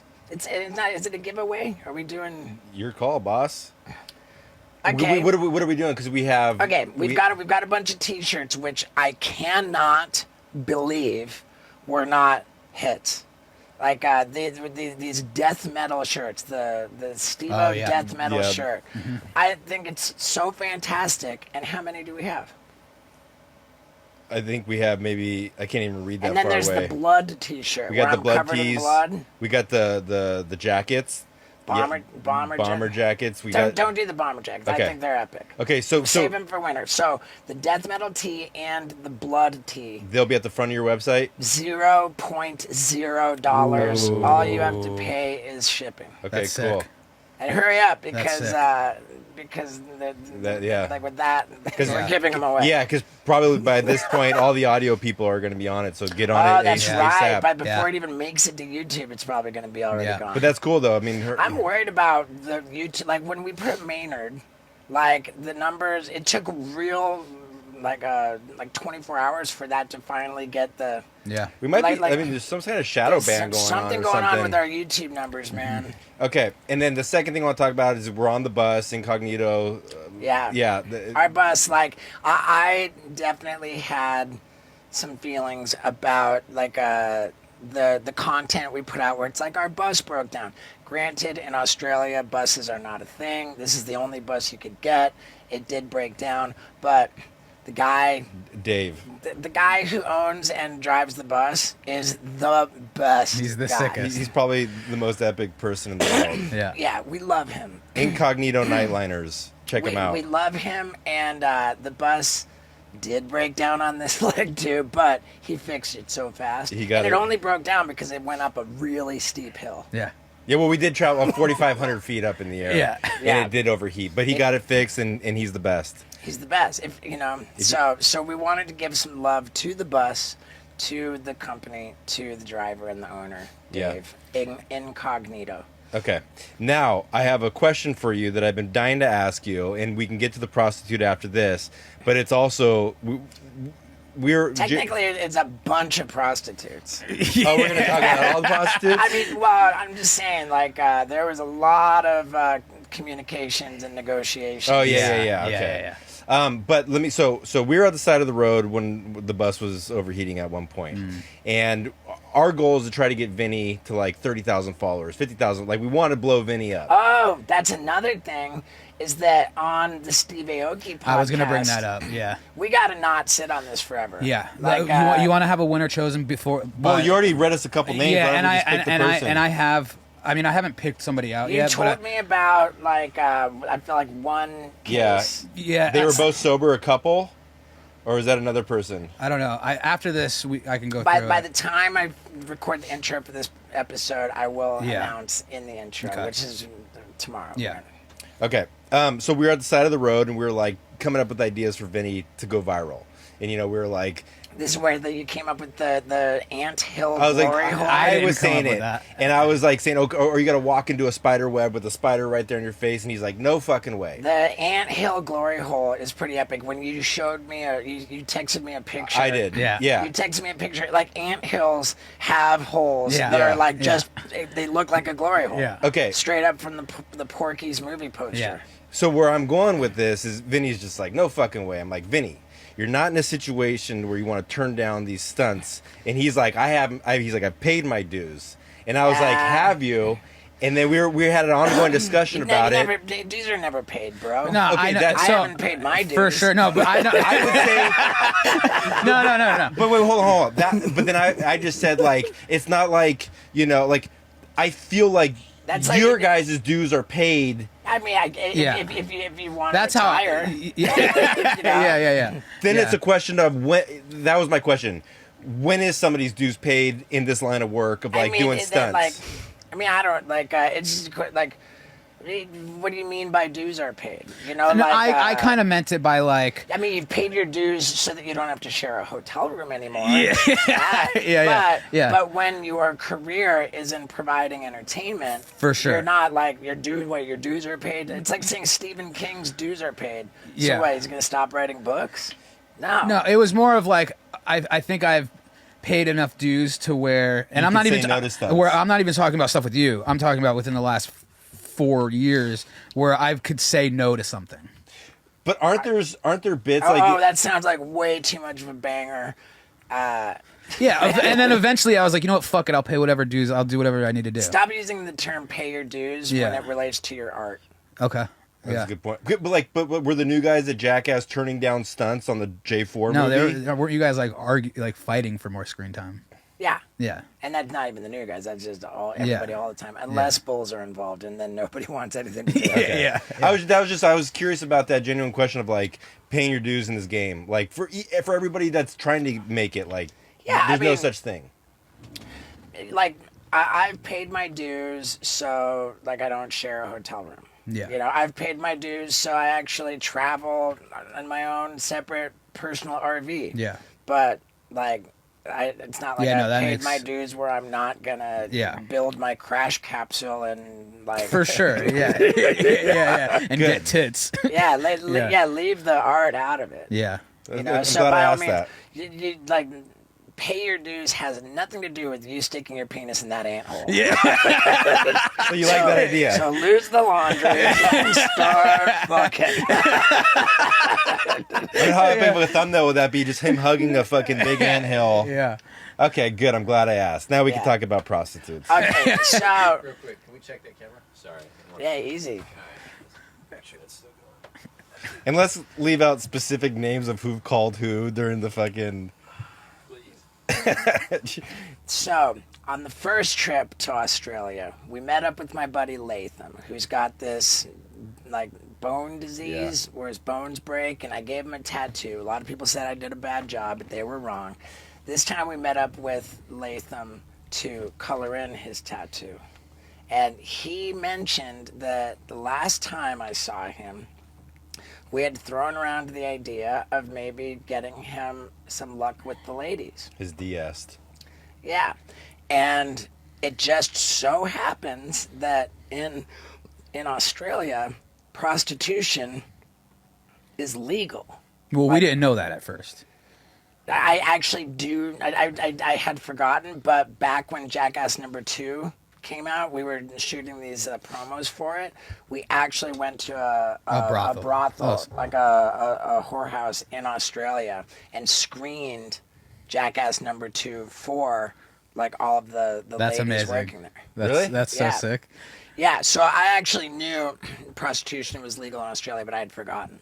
So while I'm tattooing Latham, he says, "Oh, just so you know, like I still didn't, And I was like, "Oh, were we talking about that?" He says, "Yeah."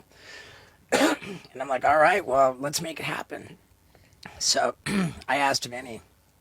I said, "Yo, Vinny, Do what you do best. yeah, let's find some." So, am I correct that you Googled the city we were in, which at the time was Gladstone? Mm-hmm. Gladstone, Prostitutes. I think I said escorts. Escorts. Yeah. And it just showed up. Yeah, and it gave me like a couple websites, and like a lot of them were sketchy looking, or all of them were sketchy looking. But I just started dialing and texting. And like every time someone actually picked up the phone. No, I didn't. Nobody answered, but I was getting replies via text, and it's more of like, yeah, I'm available. How long? Where are you? We That happened kind to of be thing. in a hotel that was like next door to their Yeah. like principal operating hotel. Yeah, right next door. Right. So I give, and this service was it was $100 per 15 minutes, Yes. which is pretty epic. Yeah. So I said, hey, Latham, here's $200 so you can have a half an hour. Plus, here's a tip, an extra $40. Yeah. So go enjoy yourself. Yeah. I'll have nothing to do with being there, but so Latham heads over next door. Yeah. Like, as expected. The lady opens up the door, sees Latham in his wheelchair, and says, nope, And shuts the door. and shuts the door. She was rude about it, too. I don't know. I think. I mean, that is pretty rude. Just saying like Right. no and shutting the door. Right. I mean, at least I think so. But but we didn't. So he struck out. We didn't specify what Right. the situation was. Right. So we struck out. We went and did the show that night. And during the show... And Latham was pissed. He Yeah. was just like, "Do you believe this shit? Do you believe that? Do you believe what she did?" Yeah. yeah. Latham's the best. Yeah, he's the best. And he love was that. like trying to give me the money back to give to you, and I'm Nah, just like, nah, no, dude, you dude. keep it. Like, He just has a boner and he's punching holes through walls.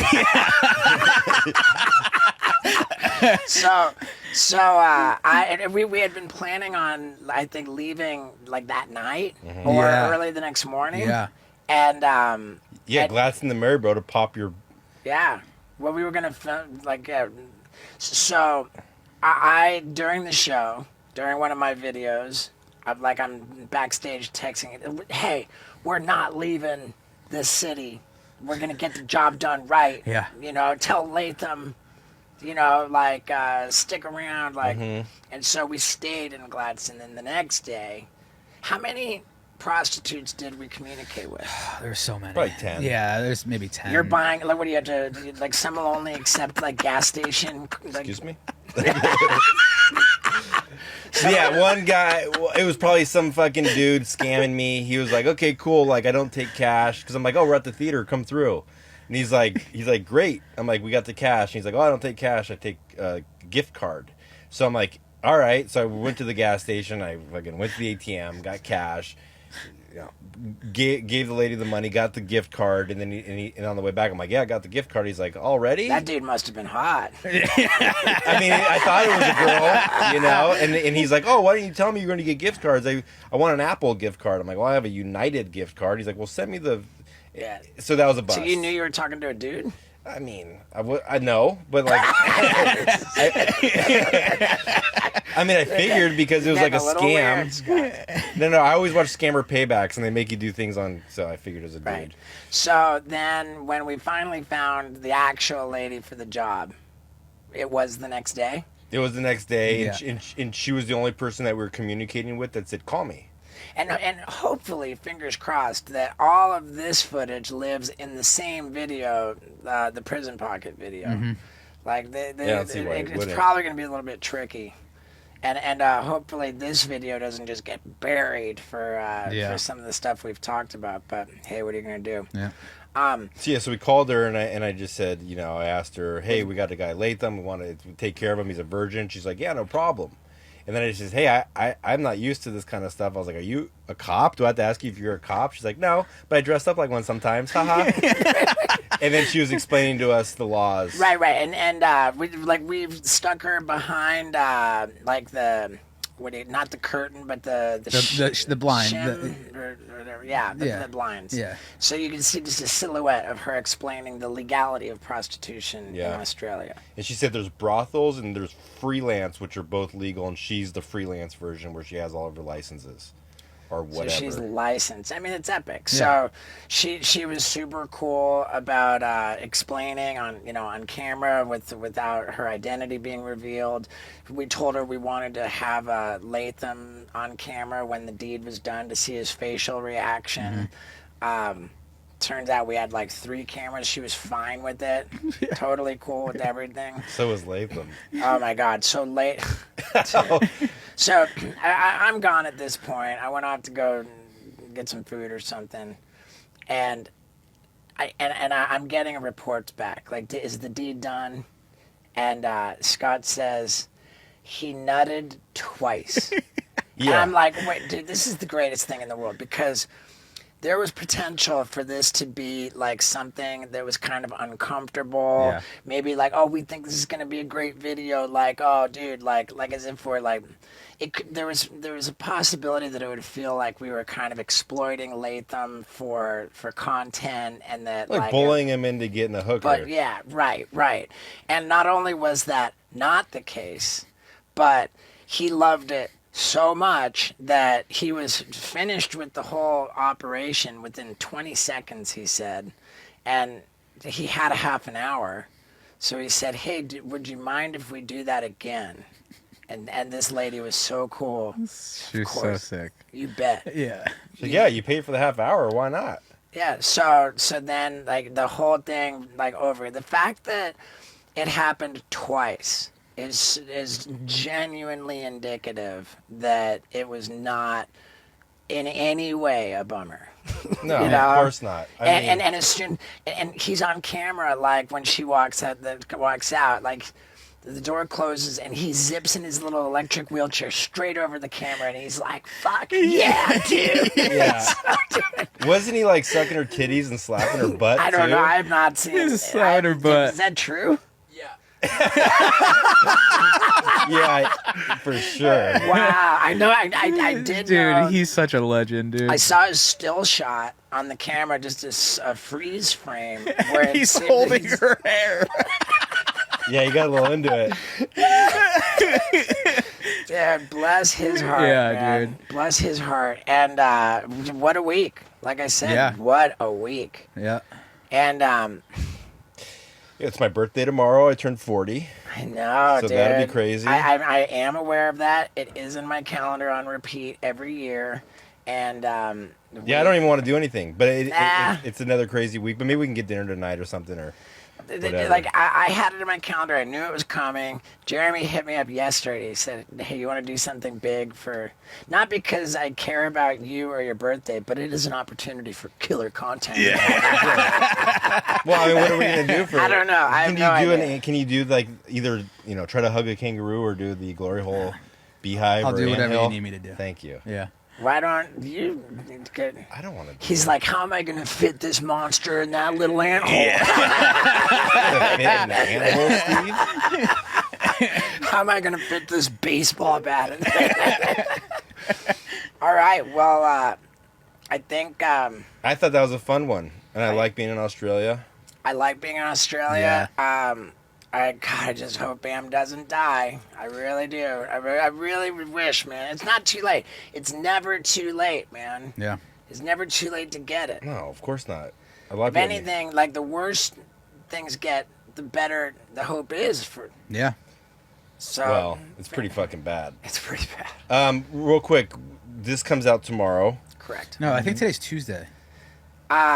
It's now after midnight on Wednesday morning in America. Okay, you got shows coming up in It's Australia. 11 p.m. Tuesday night right now. Okay, yeah. So And we got some shows coming up in Australia that you might want to send traffic to. yeah, I mean for sure. We've got there's one show that's sticking out. The third show that we added in Traralgon.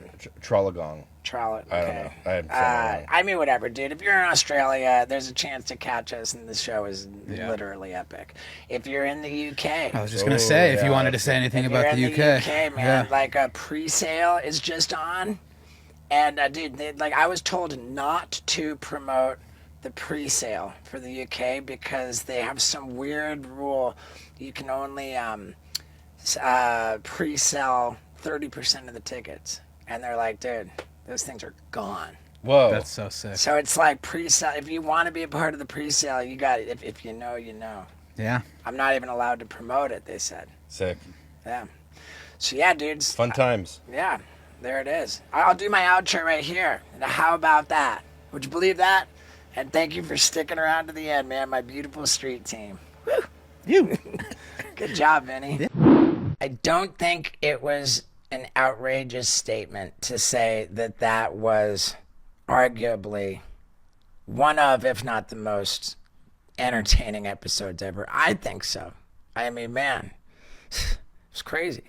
And I'll leave you guys with this, man. Like, I really am genuinely terrified when I wake up in the morning to open up my phone and what am I gonna see that headline that I'm dreading?